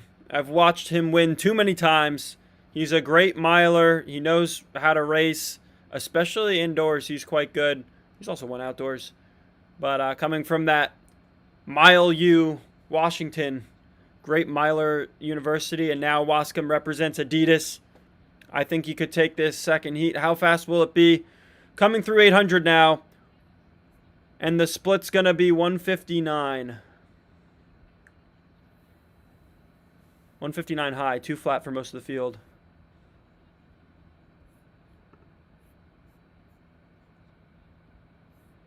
So we have a comment saying, I'm going to have to turn off chat for Ruth's race. It's ahead of the podcast. Yeah, so the live stream that I'm providing is probably going to be around 20 seconds behind the action. It's just how it goes with the delay here. There's nothing I can do about it. I'm doing it live, trying to provide it to you guys as fast as I can, but the live stream does have a slight delay built in. But I really appreciate you all tuning in, as we are going to provide a lot of energy in commentating that 3K race with Sam Ruth. And it's going to be exciting to watch. Everybody in Heat 2 of this men's mile is in it with 400 meters to go, 2 laps to go. Everybody's in it. Everybody has a chance at sub 4 here, at least in this top 5 or 6. I predicted Joe Wascom, and Joe looks good.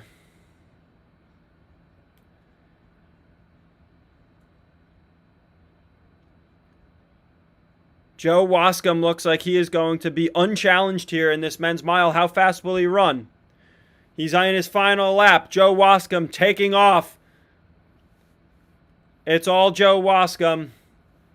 Justin Wachtel of Virginia in second. UVA, he's looking for a sub 4. We've got an Arizona athlete on sub 4 minute mile pace. And officially, Joe Wascom wins it. 354.7 for Joe Wascom. Great miler, great racer. Yeah, Tim says Wascom is a great racer. Couldn't agree more. I interviewed him after NCAA's when he won the mile. And my man is just, he knows what he's doing. Those Washington athletes, they are taught well. Tactics and obviously fitness, they're phenomenal, but they have their racing tactics down. And then running says Indy low-key gonna win the 3K. We shall see. It's coming up soon here. Angie says, I'm hoping for a good New Zealand time for Ruth in the 3K. Not expecting the win, but could surprise me. Yeah, you never know. He did win that mile here at BU just a couple weeks ago, running 3:48. So no field is too elite for him, that's for sure. But it is certainly a stacked heat with a lot of pros. And the 16-year-old will have his work cut out for him.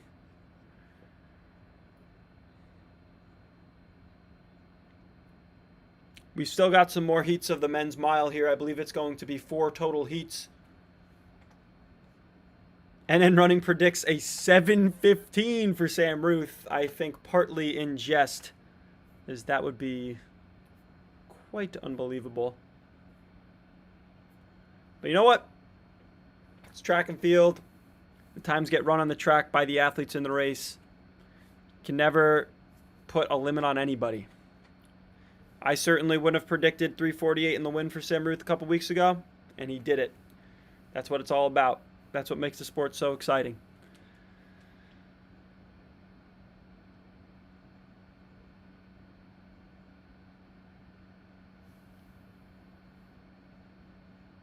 Somebody commented, you're doing a great job. I appreciate that.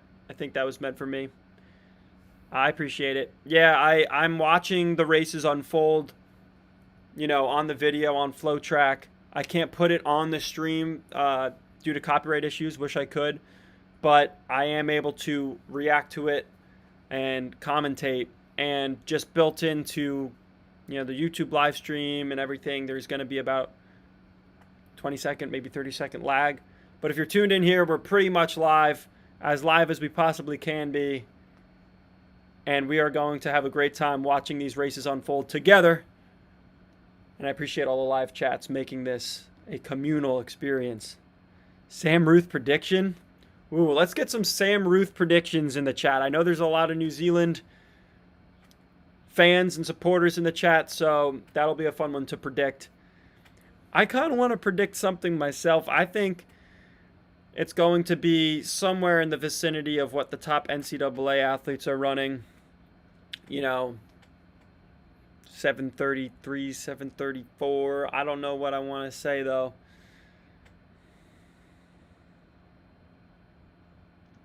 Can you imagine sub 7:30 for Sam Ruth in the 3K? How cool that would be. My goodness. I mean, the kid's running at what would be the top of the NCAA at age 16. It's hard to believe.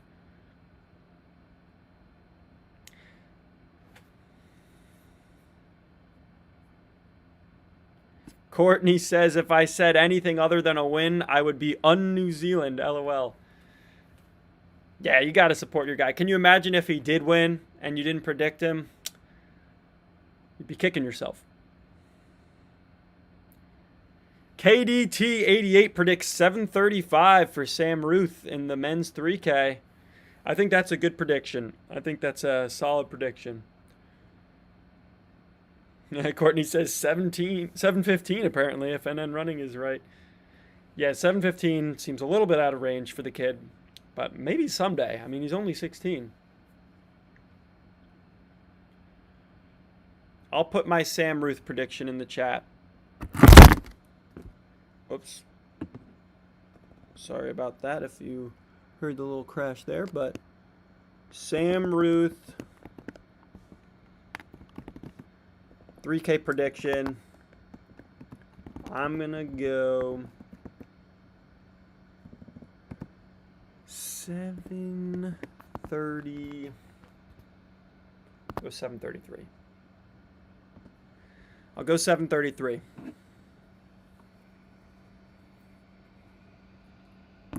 Got to be realistic. Got to be realistic. That would be a crazy fast time.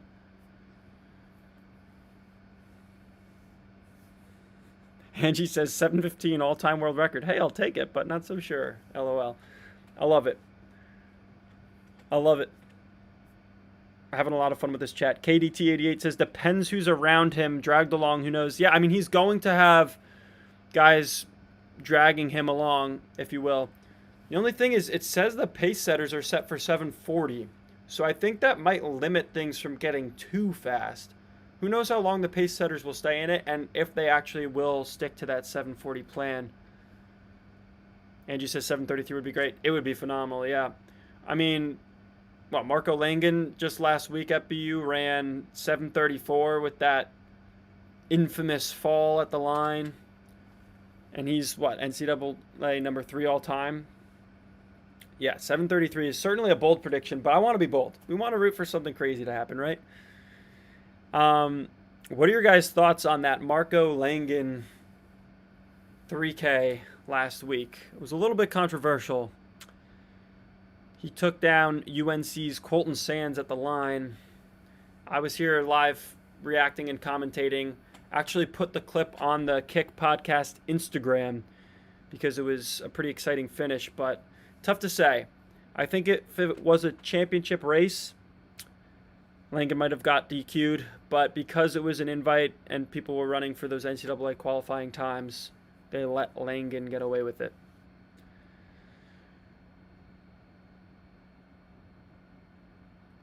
Courtney says, I really need to go clean up since tennis at 9 a.m. this morning, but this chat is too fun.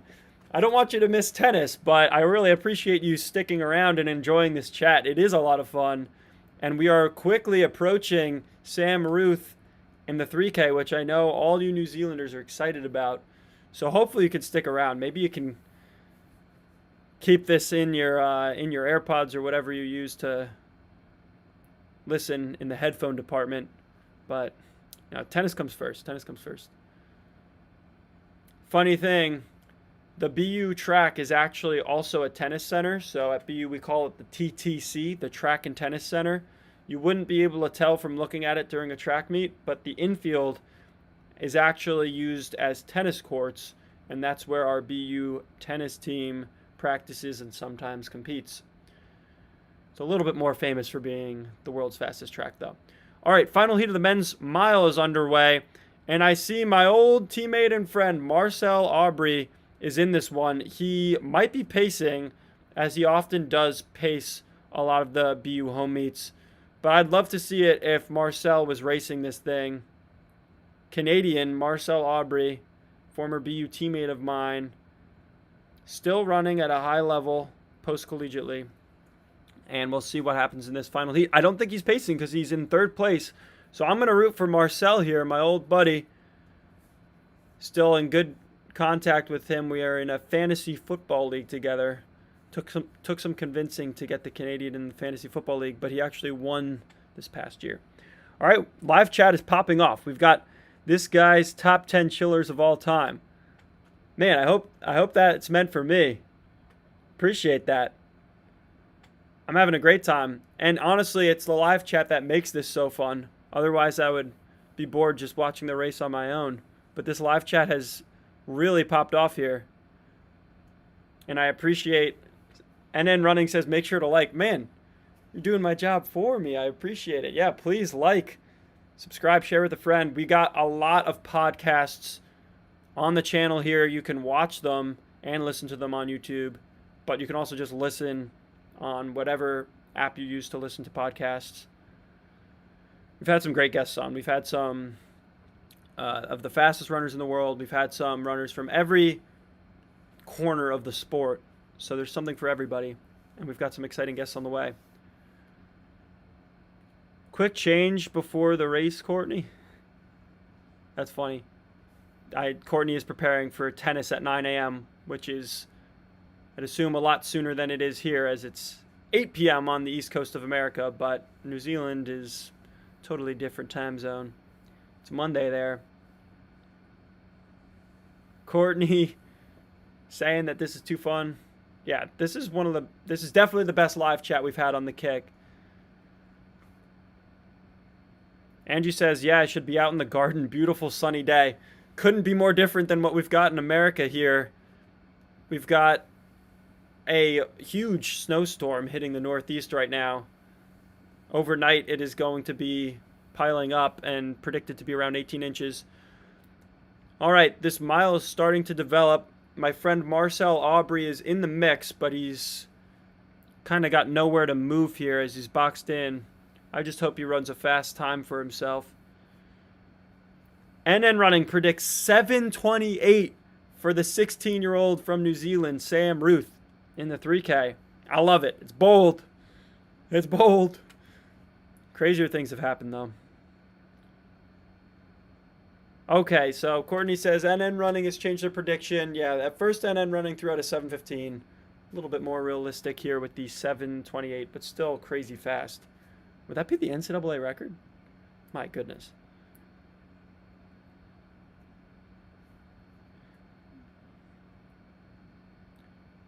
So we've got a D2 runner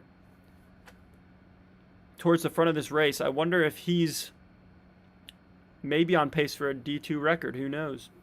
Probably not. Here in Heat 4, I don't know that anybody's going to break 4. We've actually had one of the greatest Division II runners of all time on the podcast, Christian Noble. Do you know him? He set pretty much every record in the book in Division II, representing Lee University. And then he was a coach for me at BU. So he was one of the first guests I ever had on the Kick. Great episode. Check that one out. 4:04 will win this heat. Boston College, perhaps? Yes, the enemy. Oh, right. Courtney, she is a Kiwi from New Zealand, but she lives in Southern California. Okay, I get it. So, yeah, you're in a different time zone, but not that different.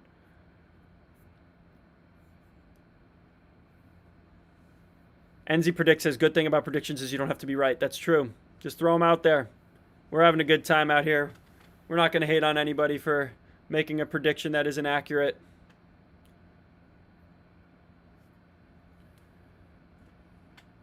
All right, guys, we're getting close here to what has become the marquee event for tonight, and that's the men's 3K at the Battle for Boston. It's funny, the Battle for Boston, that was never the name of a meet when I was at BU. It's new this year. I just graduated last year, but they're mixing things up. Some changes have been made. I don't know. This might have been like what used to be called the DMR meet or like Last Chance. I think it's fulfilling that purpose in the schedule for a lot of NCAA qualifiers, but interesting name. There are a lot of BU athletes and BC athletes competing, so it makes sense. Battle for Boston. MIT as well on the D3 scene. Angie says, I was born in Chicago to New Zealand parents. Grew up in New Zealand, but follow U.S. track. Loyal to NZ, though. I love that. Chicago's a great city. Deep dish pizza. Lou Malnati's, Giordano's. I've tried a couple. I'd love to go back to Chicago, though. Pretty cool to have that international experience, though, between U.S. and New Zealand. And then running. Says that his compliment was meant for me. I appreciate it. Really, really appreciate it. Hope to see you guys all on Instagram too. We've got a good page cooking over there on Instagram. The handle is The Kick Podcast, and we post content from our podcast. It's a lot more short form and,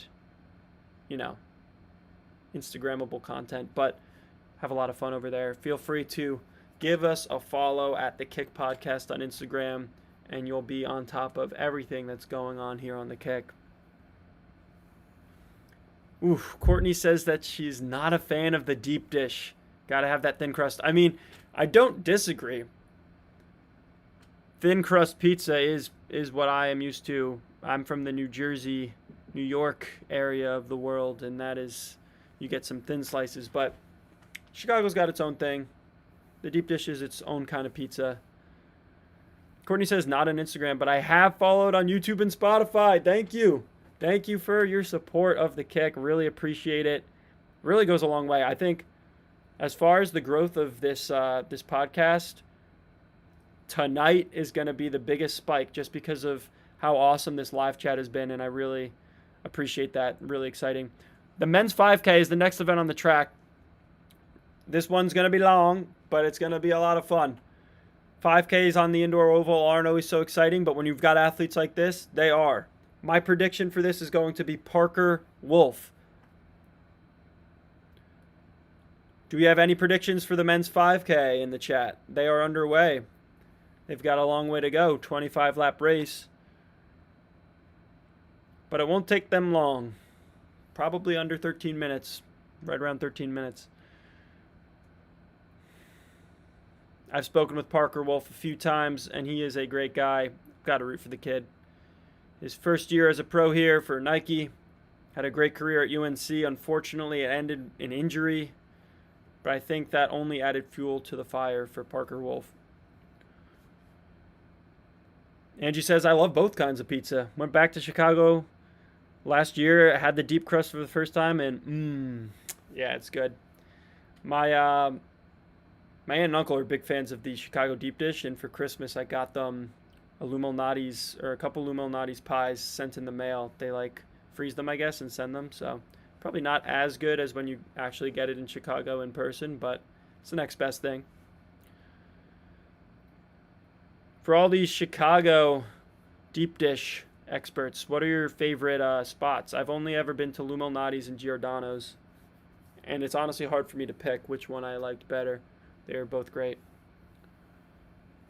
Live chat is popping off. Really appreciate this. This is so fun. I will continue commenting this men's 5K as it develops, as well as engaging with the live chats.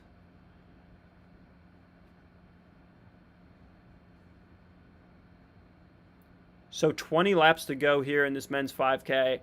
As expected, everybody's still in the race.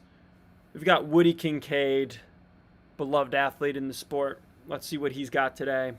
We've got Parker Wolf, the young Nike athlete coming off of a fantastic career at UNC.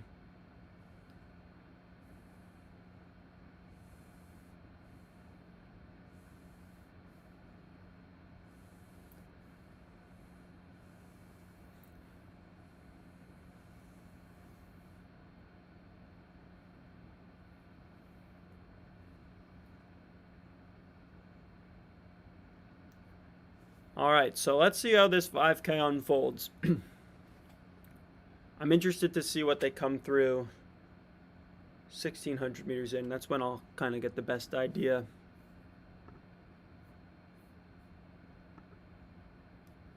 Are we going to be sub 13 in this men's 5K? What do we think? Wouldn't be the first time he gets one in sub 13 at BU.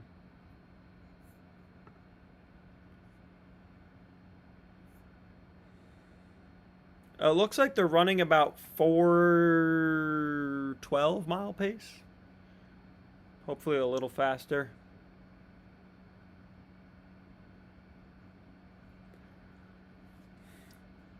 Abdelhamid Nur is in this race. I've spoken with him before, and he is such a fun guy.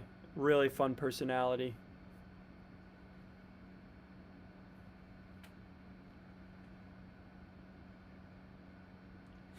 Courtney says, I assume we're runners of all levels in this chat. We need carbs. It's true. Runners need carbs. Courtney says, let's go sub 13. I think we might get it. We might get it. With a field like this, regardless of what pace they're on right now, it looks like they might have to pick it up a little bit, but I think they'll get it. KDT88 says, how late are they running?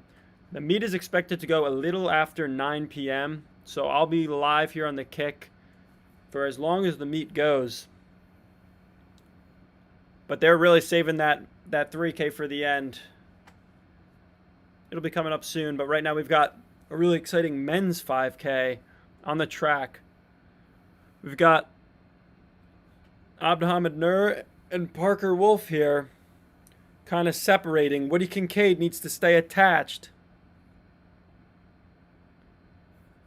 Again, if you're checking the live results on Lancer Timing, you're probably going to be a little bit ahead of the broadcast here and the live stream that I'm able to provide, maybe 30 seconds or so. No worries if you want to follow along on both, but if you don't want it to have the race results spoiled, maybe avoid the live result numbers that you're seeing on Lancer Timing. We're just about probably 30 seconds behind in what you're seeing here As I commentate live, it gets to you on a little bit of a delay. Angie is predicting 7:35 for 3K. She's a huge fan of Beamish. Yeah.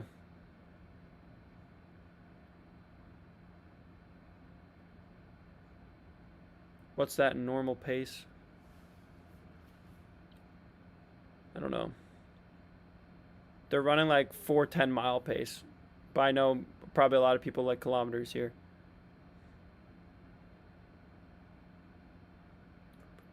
Live chat is talking about running later in the morning. I don't know. I think it's better if you're a morning runner, then you get it done, but I can't say I've always been a morning runner. Sometimes I procrastinate.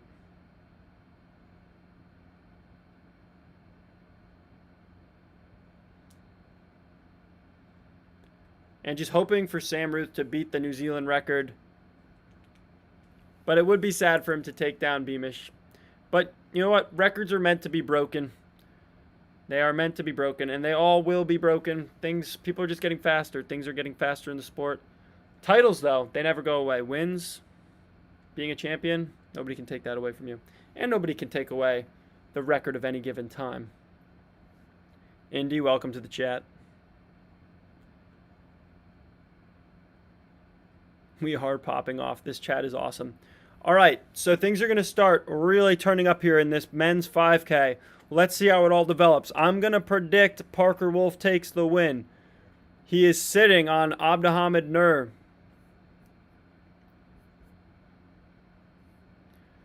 They came through 3K in 7:49, so they have turned things up here, and they are on pace for something fast.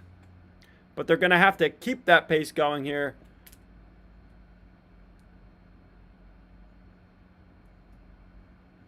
So it really is a two-man race here.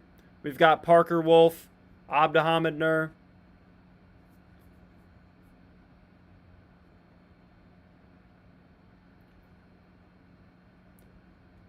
Nur is stepping out to the outside of lane 1 here. I'm not sure why he's doing that. I'm not sure what Nur is doing here. He's letting Parker Wolf pass him. So Parker Wolf takes the lead here, and Abdelhamid Nur isn't looking too great here. Nur is not looking great. Hopefully he's able to finish this race. Parker Wolf now is all alone in the lead here. Nobody will catch him. It is a race against the clock for Parker Wolf. He has won races here before at BU while representing his college at UNC. I think Abdelhamid Nur stepped off the track. Hope he's okay. Hate to see that.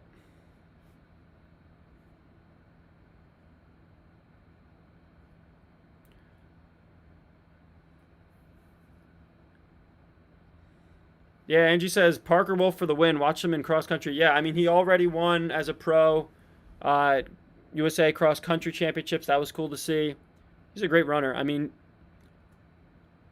he's got a lot of potential. He was injured for a good stretch at the end of his collegiate career, and now he has come back really strong.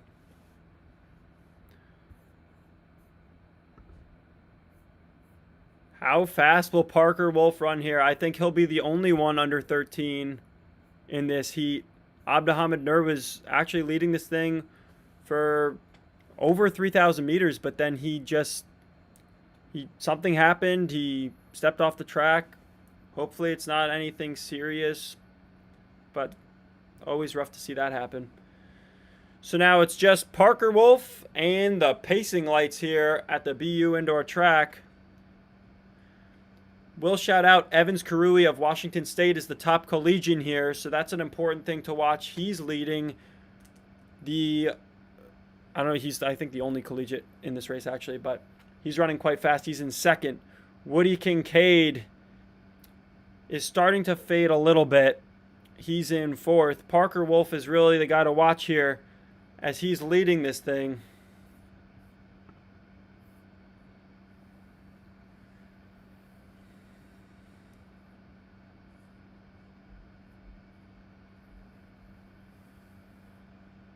I think Parker Wolf's 5K PR is not sub 13. I think it's like a good bit over 13, like 13:10 or something.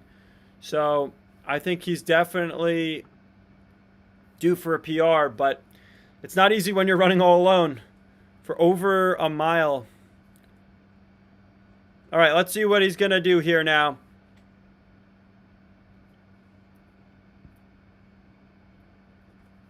All right, Parker Wolf's got about 500 meters to go here. Parker Wolf. Come on, Parker.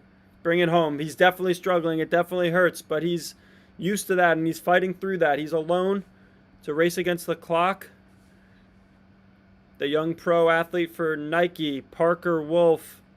He's got 400 to go with an 11:57 split. If he can close in 60, he'd run 12:57. Come on, Parker. Bring it home.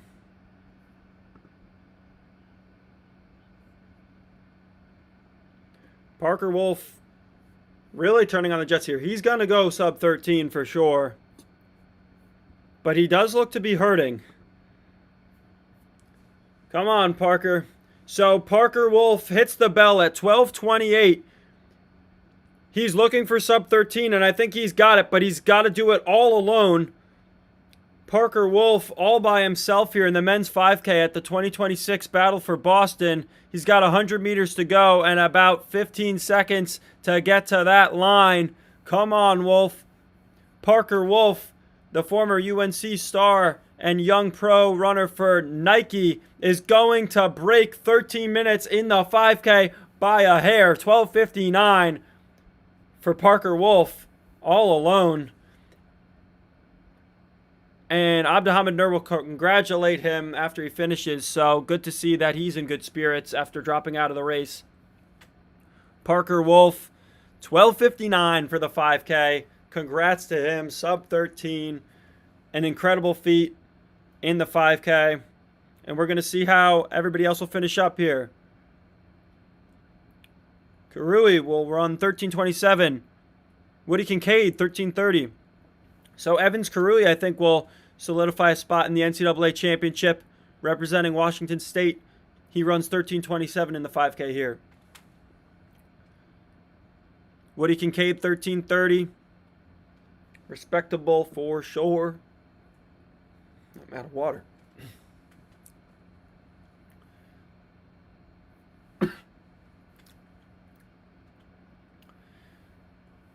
Tim says Kincaid 28 flat on the last lap. Thank you for that split. That is crazy. Yeah, his closing speed is there. He was just so far back. It definitely shows he's got more in the tank. I think if it was a little bit more crowded and he had more guys around, more guys to work with, and more guys to pass, could have done a little bit more with that. But when you're in no man's land, it's tough. He closed the gap on Evans Karua a lot. I think he was using that as motivation in the last lap, but might have been able to close that down a little earlier. It's tough. It was a competitive heat in the sense that there were so many fast guys, but it was thin in the sense that there were only like 4 guys, especially after Abdelhamid Nur dropped out. Things can really space out over 5,000 meters, and the gaps appear bigger than they are on the indoor oval. Well done, Parker. Agreed, Courtney. That's a great effort. He's got to be happy with the sub 13. That's a PR, first time under 13 minutes for Parker Wolf. Successful night at the track for the Nike Pro. It's so funny, like, it happened so fast. Just yesterday, it seems like he was UNC athlete mixing it up in the NCAA, and now he's a pro, and that's how it goes. NCAA is translating to pro runners very quickly these days. That's how it should be. All right, women's 3K is going to be up next, and this is a stacked field, guys. This is going to be good.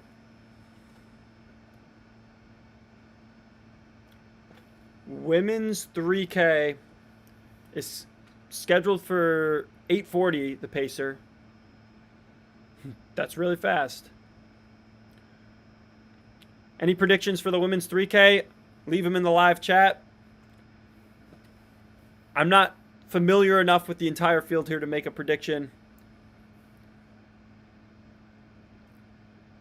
I know it's going to be fast. 8:40 is the prescribed pace. Thank you to everybody for tuning in. We've set a viewership record overall. 25 watching now, and over 250 have tuned in throughout the night. We've got the women's 3K underway here. Abby Goldstein of Saucony taking things out. Prescribed pace is 8:40. That's super fast. I believe last week at the Valentine Invite at BU, the 3K was one around 8:42. Do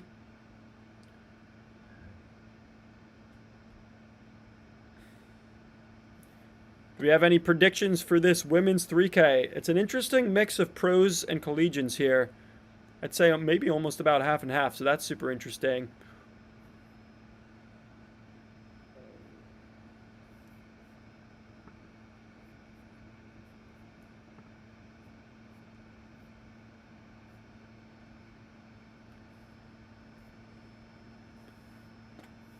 Alex Millard of New Balance is in this race. Recently signing pro for New Balance.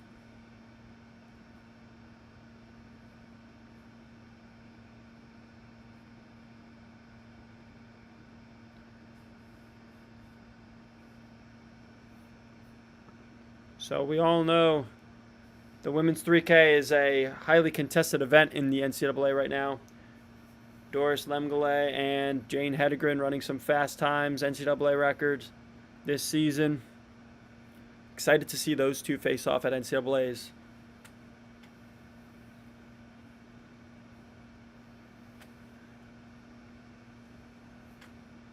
And then Running says, what's going on? Women's 3,000 on the track right now. Abby Goldstein of Saucony pacing this thing. And they're on pace.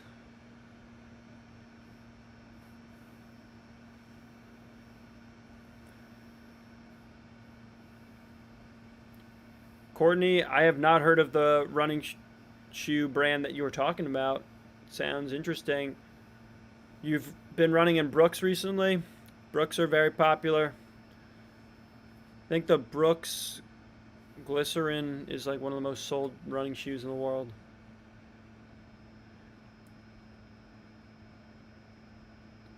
Personally, I've been running, my daily trainer is a Mizuno shoe. And then I like to turn things up with the Saucony Endorphin Pros for workouts and road race type things. But I ran in the Dragonflies, Nike Dragonflies, when I was on the track. Somebody says don't use Brooks. I don't know. Everybody's got their preferences. You got to find something that works for you. For me, it's always been, what can I stay healthy in? Availability is the best ability. Courtney says the only shoe that works for me is the Brooks Adrenaline GTS. If it ain't broke, don't fix it. That's what I say. I actually got the recommendation for my trainers by the athletic trainers at BU when I was hurt. They said, look, this is the shoe that is going to help you stay healthy for your specific form and what you're prone to getting injured. So I was like, all right, that's all I need to hear. I'm sticking with it. And it served me well. We've got some debate in the chat right now about Brooks shoes, if they're good, if they're not. Certainly a popular shoe brand, and for a lot of people, they provide them great shoes.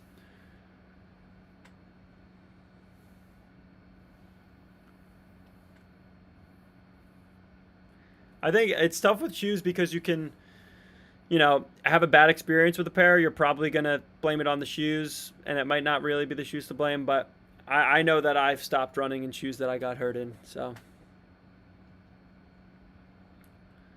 All right, things are turning up in this women's 3K.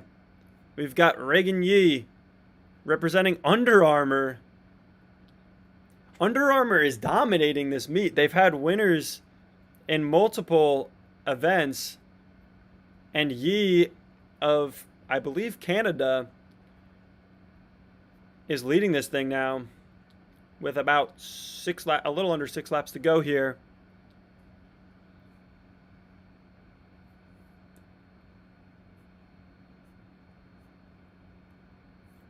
Everybody's in the mix in this race right now.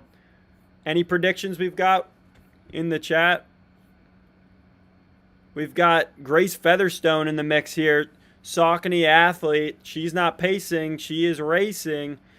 Grace Featherstone is looking good. I'm going to predict Alex Millard.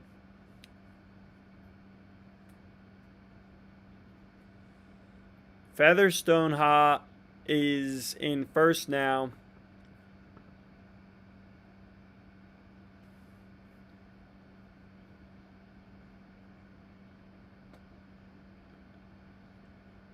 Vaught in second.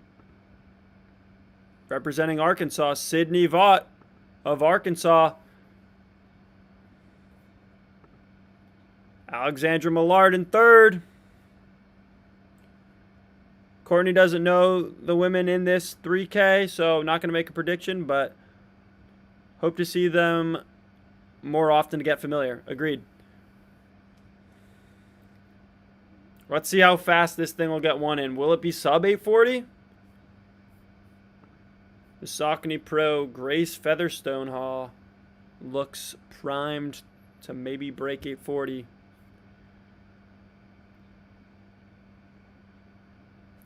Alexandra Millard about 2 seconds back here as we wind things up and we approach 400 meters to go.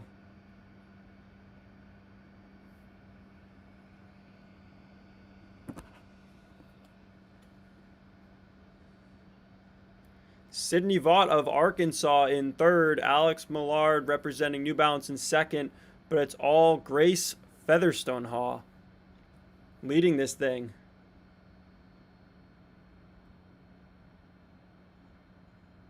Saucony athlete. I'm sure the meet likes that. I believe the track meet here for the Battle for Boston is sponsored by Saucony. A lot of the Pacers have been Saucony athletes. And they are going to have an athlete likely win here. But Alexandra Millard is slowly closing the gap, I would say.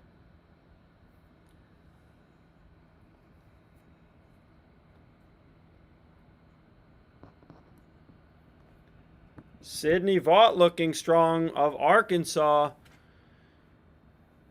Sydney Vaught passes Millard. But it is going to be Grace Featherstone to win this thing.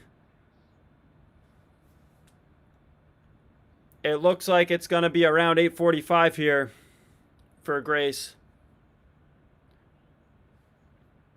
The Saucony Pro, originally from Canada.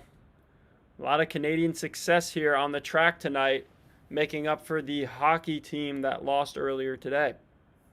So Grace Featherstone wins in 8:46 here in the women's 3K, and Sydney Vaught gets second place barely over Alex Millard of New Balance. And just like that, the women's 3K is in the books here at the Battle for Boston.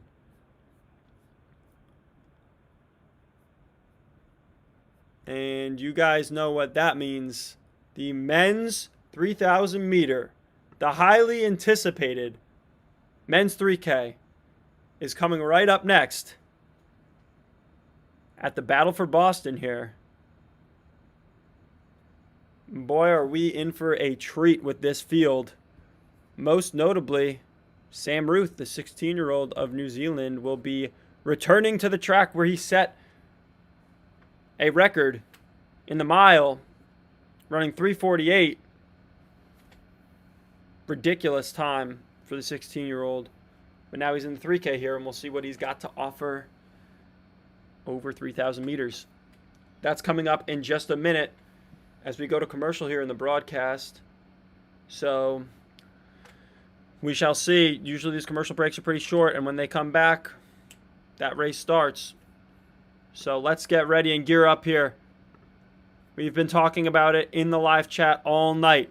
How fast will Sam Ruth go? Will he win? Who will win if not him? Extremely competitive field here. Matt Strangio of Brooks Beast. We've got two of the top athletes of the Arkansas men's team. Ernest Chariot and Brian Masai are both in this 3K field. Parker Stokes, Brooks Beast, also in this field.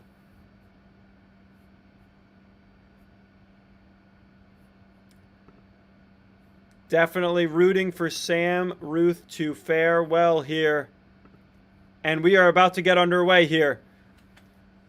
Let's hear it in the live chat. Sam Ruth is on the track. Men's 3K is on the track, and they are about to get going here. We are going to provide top tier energy here in the commentary. Live reactions. You are in the right place if you want to enjoy this men's 3K at the Battle for Boston, and they are off. Sam Ruth positions himself well. On the inside, he is leading. Really navigated the physicality of that start well. He's one of the smaller guys in this field. He's only 16. He's not as developed as these guys, but really handled that well. And he is in a great spot, looking relaxed, coming through 200 meters in second. So basically first, because the leader is a pacer. McMillan pacing this thing. Sam Ruth will slide into third place here, and he looks smooth.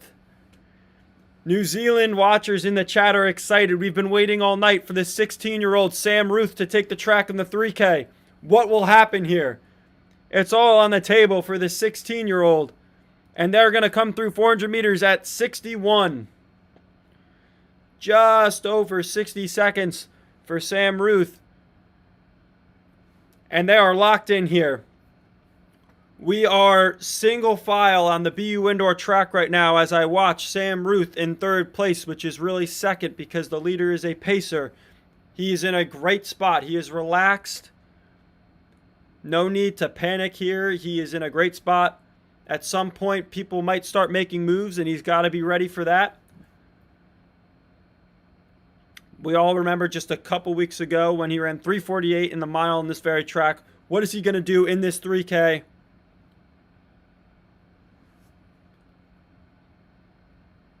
And I am so thankful for all the viewers who are joining here on the Kick to experience this race here in the men's 3K.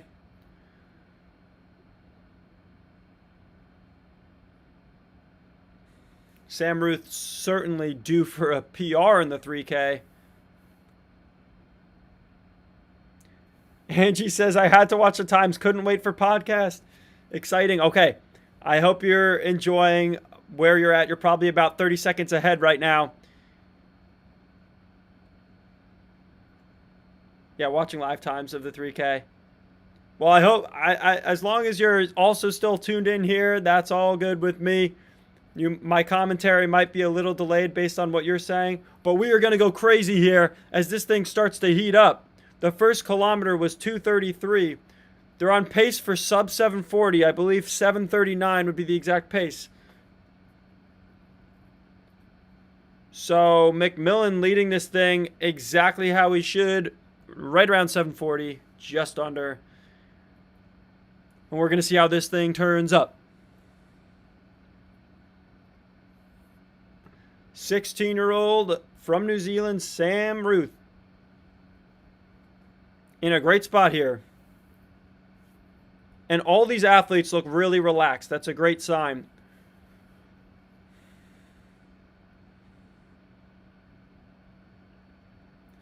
Here we go, everybody. What's going to happen? How fast is Sam Ruth going to run? Could he win this thing? Could he win this thing? He's not scared of anybody. He doesn't care if you're 10 years older than him. He doesn't care if you're a pro, collegiate athlete. He's here to mix it up with the best of the best, and he sure can. Won the mile just a couple weeks ago on this very track.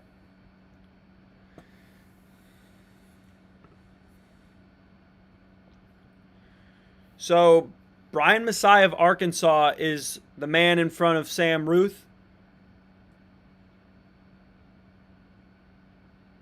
And McMillan steps off the track. McMillan leaving his pacing duties, and he did a great job. It's now Masai of Arkansas leading with Sam Ruth right behind, and a long train of athletes all still in this thing.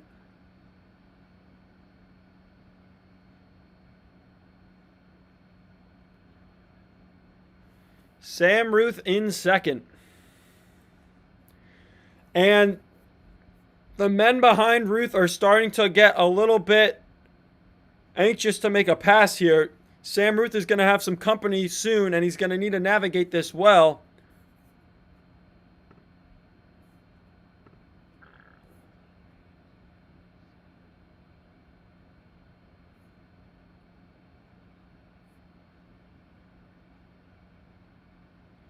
So yeah, Sam Ruth is in second here, but he's got a bunch of athletes right behind him breathing down his neck. 5 laps to go here.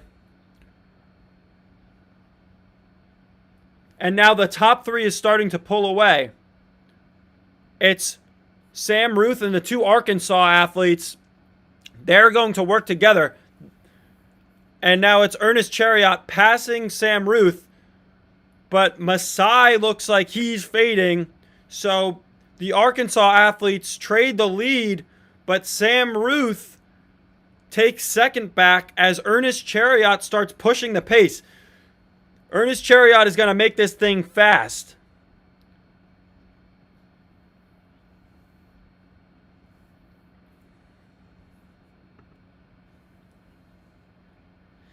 Sam Ruth trying to stick with this fast pace set by the Arkansas Razorback, Ernest Chariot. Sam Ruth is in this thing, guys. Sam Ruth has a chance of winning, and he's on pace to run a really fast time. 3 laps remaining here. Sam Ruth right on the heels of Ernest Chariot, one of the fastest runners in the NCAA. But the 16-year-old from New Zealand is challenging him. It is going to become a 2-man race now.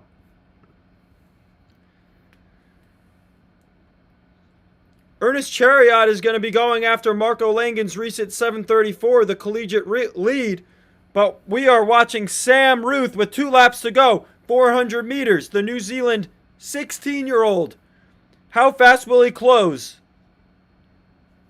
Sam Ruth in second, Ernest Chariot leading this thing. The 16-year-old following the NCAA star. And we're going to get a time update here as they go into the bell lap. 7:11 for Sam Ruth. He's in second. I don't think he's going to win this thing, but let's watch that time. Let's watch that clock. Ernest Chariot taking off here. Ernest Chariot looks like he's going to win this men's 3K at the Battle for Boston. But the 16-year-old Sam Ruth on pace to run something fast. They were paced to run 7:40. How close will they get? Ernest Chariot into the home stretch. It looks like he might break 7:40. Sam Ruth.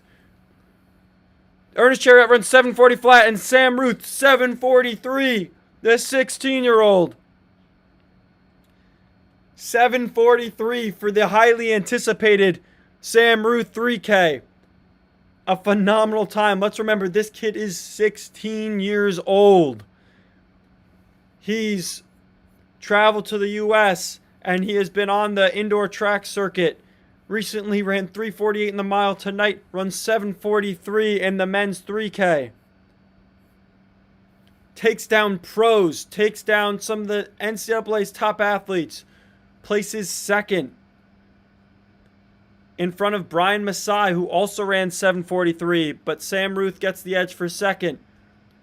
Ernest Chariot wins this thing in 7:40. You're going to have to watch out for him at NCAA's.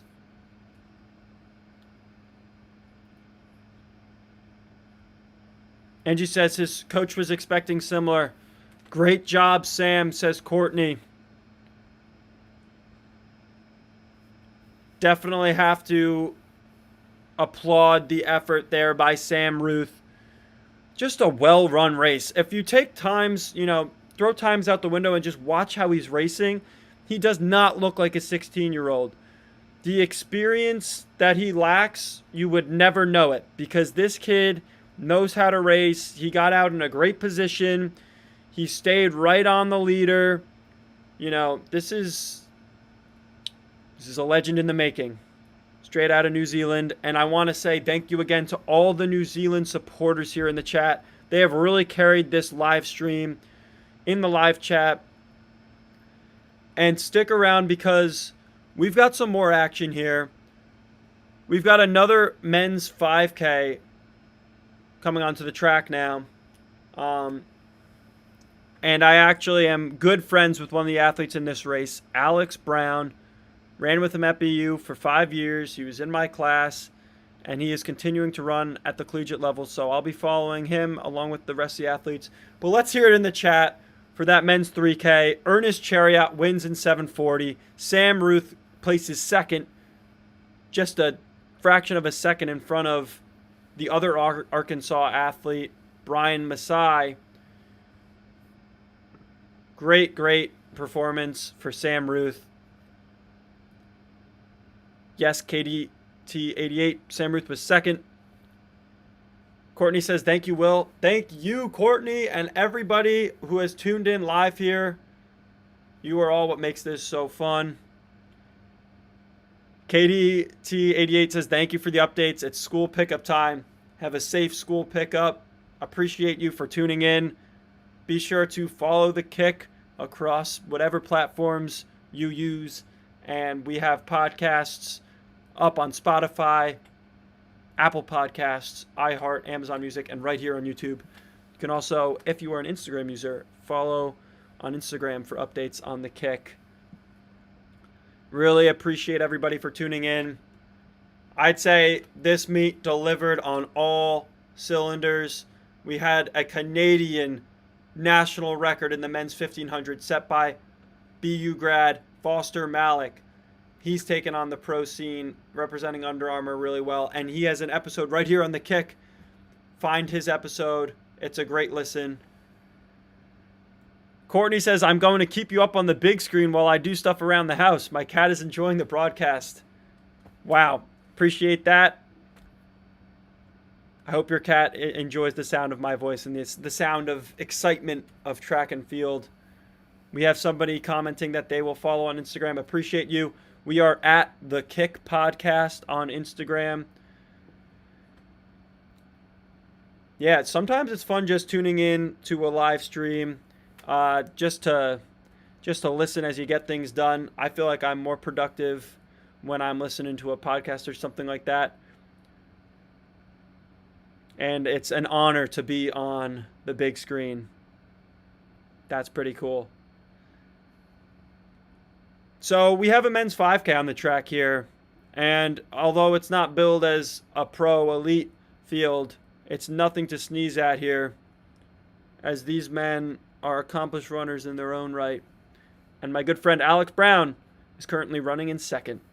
So good luck to him.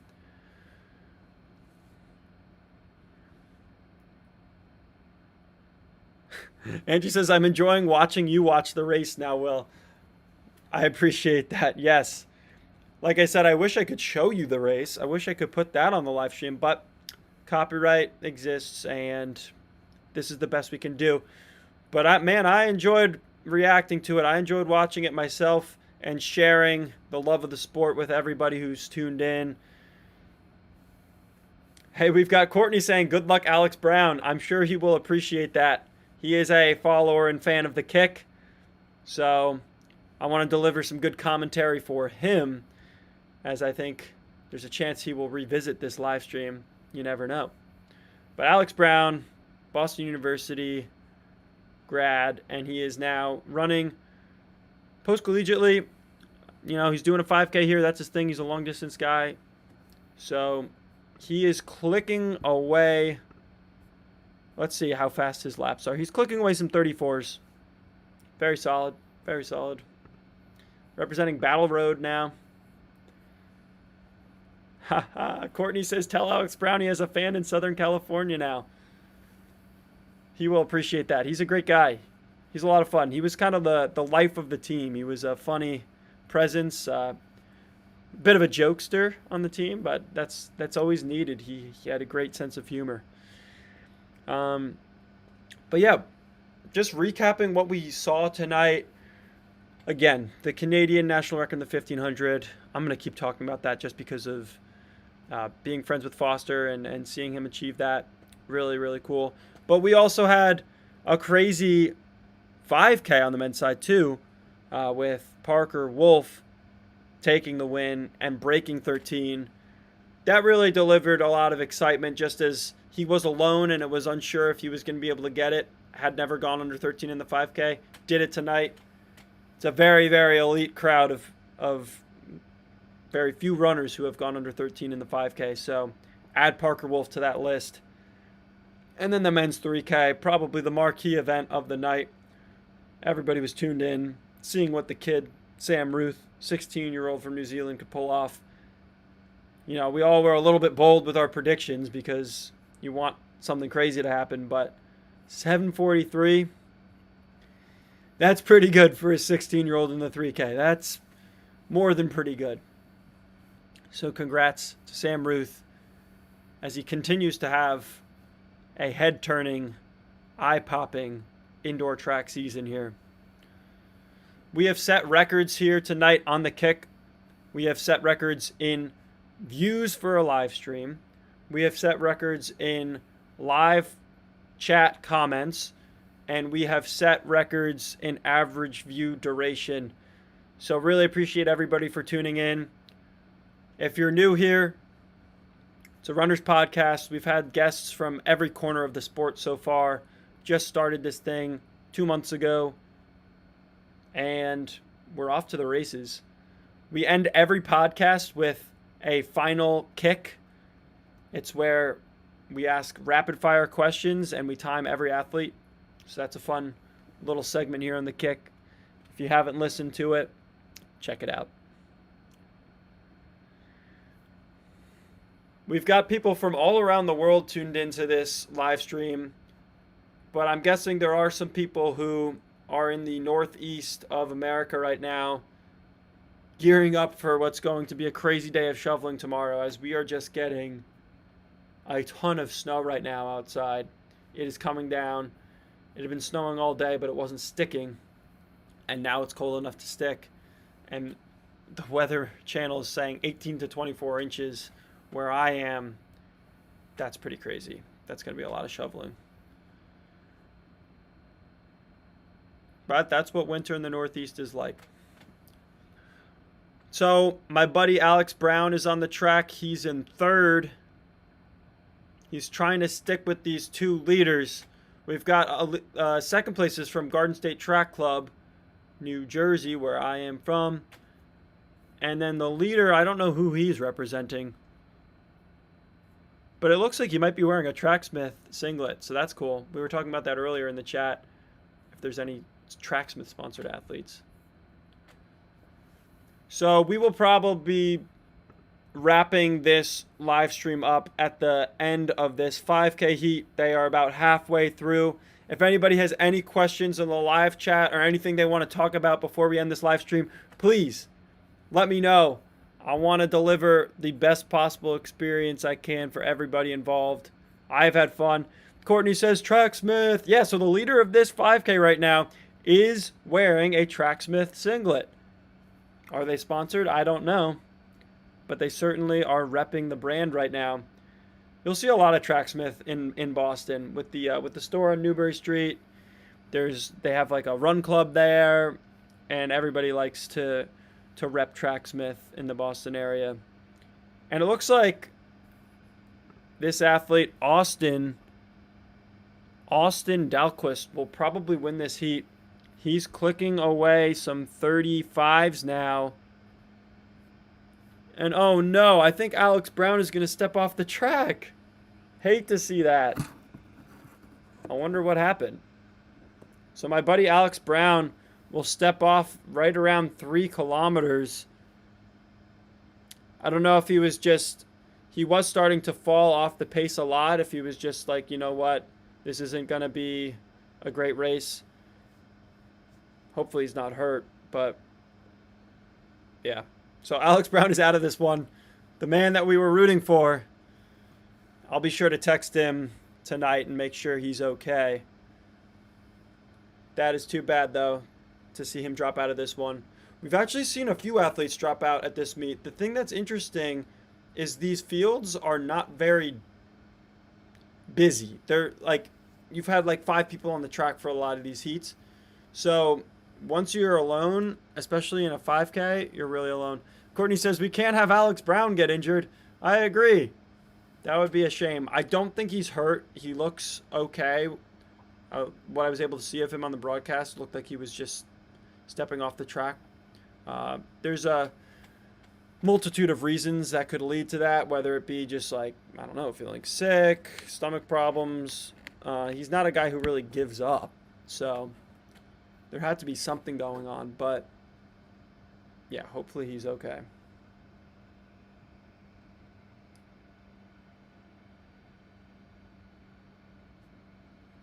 Yeah, Alex Brown not going to be in this one, but at least a runner repping Tracksmith is going to win this thing. Again, we're going to be live for about 5 more minutes. I really appreciate everybody for tuning in. It means a lot. It really does. Our top commenters, Angie and Courtney, as well as NN Running. Those are our top 3 commenters in the live chat tonight. Really appreciate you guys. Hopefully you will follow along with the kick as we go forward.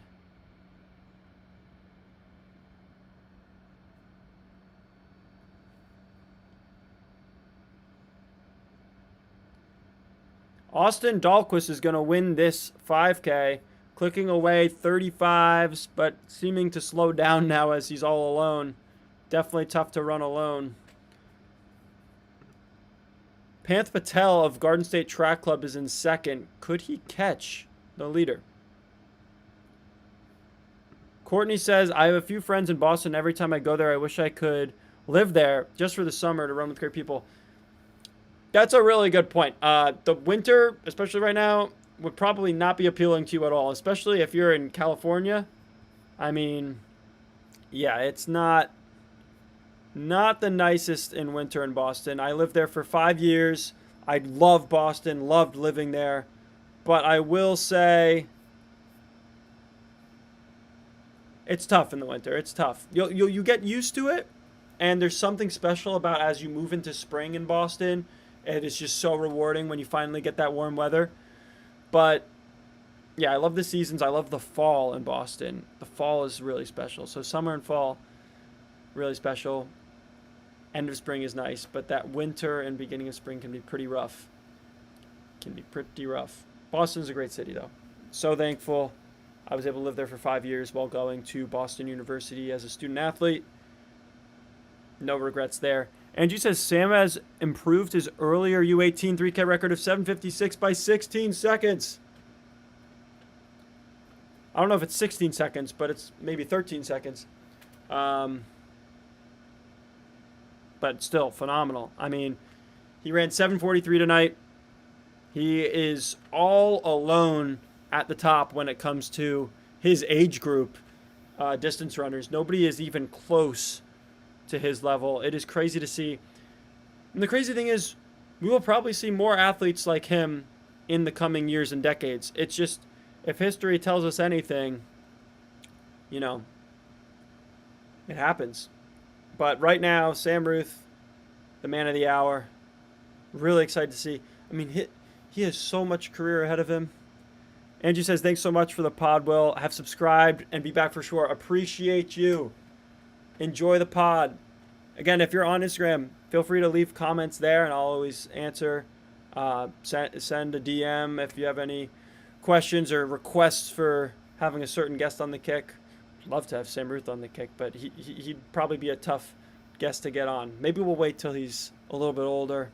You know, I think he's been bombarded by the media in the past couple months, so very exciting. But yeah, really appreciate everybody who has joined the Kick family tonight. We're going to be wrapping this live stream up any second now. Really appreciate all the kind words from everybody. I don't want the night to end. I wish there were more events on the track, but alas, all good things must come to an end. It was a phenomenal night in the Battle for Boston here. Courtney says, thanks, everyone. See you at the next live stream on Spotify. Maybe you can get Sam's dad, Ben Ruth, on. Ben Ruth, his dad, yeah, he's been doing some interviews, and he's been really insightful into his son's running journey. Not sure when we'll be live again. Being able to go live for these BU meets was perfect for me as a BU grad, and definitely enjoyed the experience of going live. I've learned a lot, and I think I can apply these lessons to making the podcast even better. So tune into the podcast. We've got a lot of episodes on the way. We've got a bank of a lot of really good episodes already out. Appreciate you guys, and we're going to wrap this thing up in just a minute as this 5K heat finishes up. Patel of Garden State overtakes the lead, and he'll be sub 15 for sure. Good for him. 14:54 for the win in that 5K. Hopefully it's a PR and he can celebrate, as many runners who ran on the BU track will be able to do tonight. Celebrating PRs, wins, national records. It all happens at BU. Congrats to all the athletes who competed, and thank you to everybody for tuning in here on The Kick. I'm your host, Will Loggia. I love running. I love a good kick. And that's going to be a wrap here. This was a phenomenal last 3 hours. Thank you from the bottom of my heart for joining me here. Really appreciate it. This live chat was exceeding all of my expectations. Never thought we'd have this level of involvement in the chat, and especially so many New Zealand fans. I'm glad you all found the page and were able to support Sam Ruth and all the New Zealand athletes tonight. So cool. The Kick is worldwide. All right, guys. Thanks again. Gonna wrap this thing up. Have a good night or a good day, wherever time zone you are in. Bye-bye.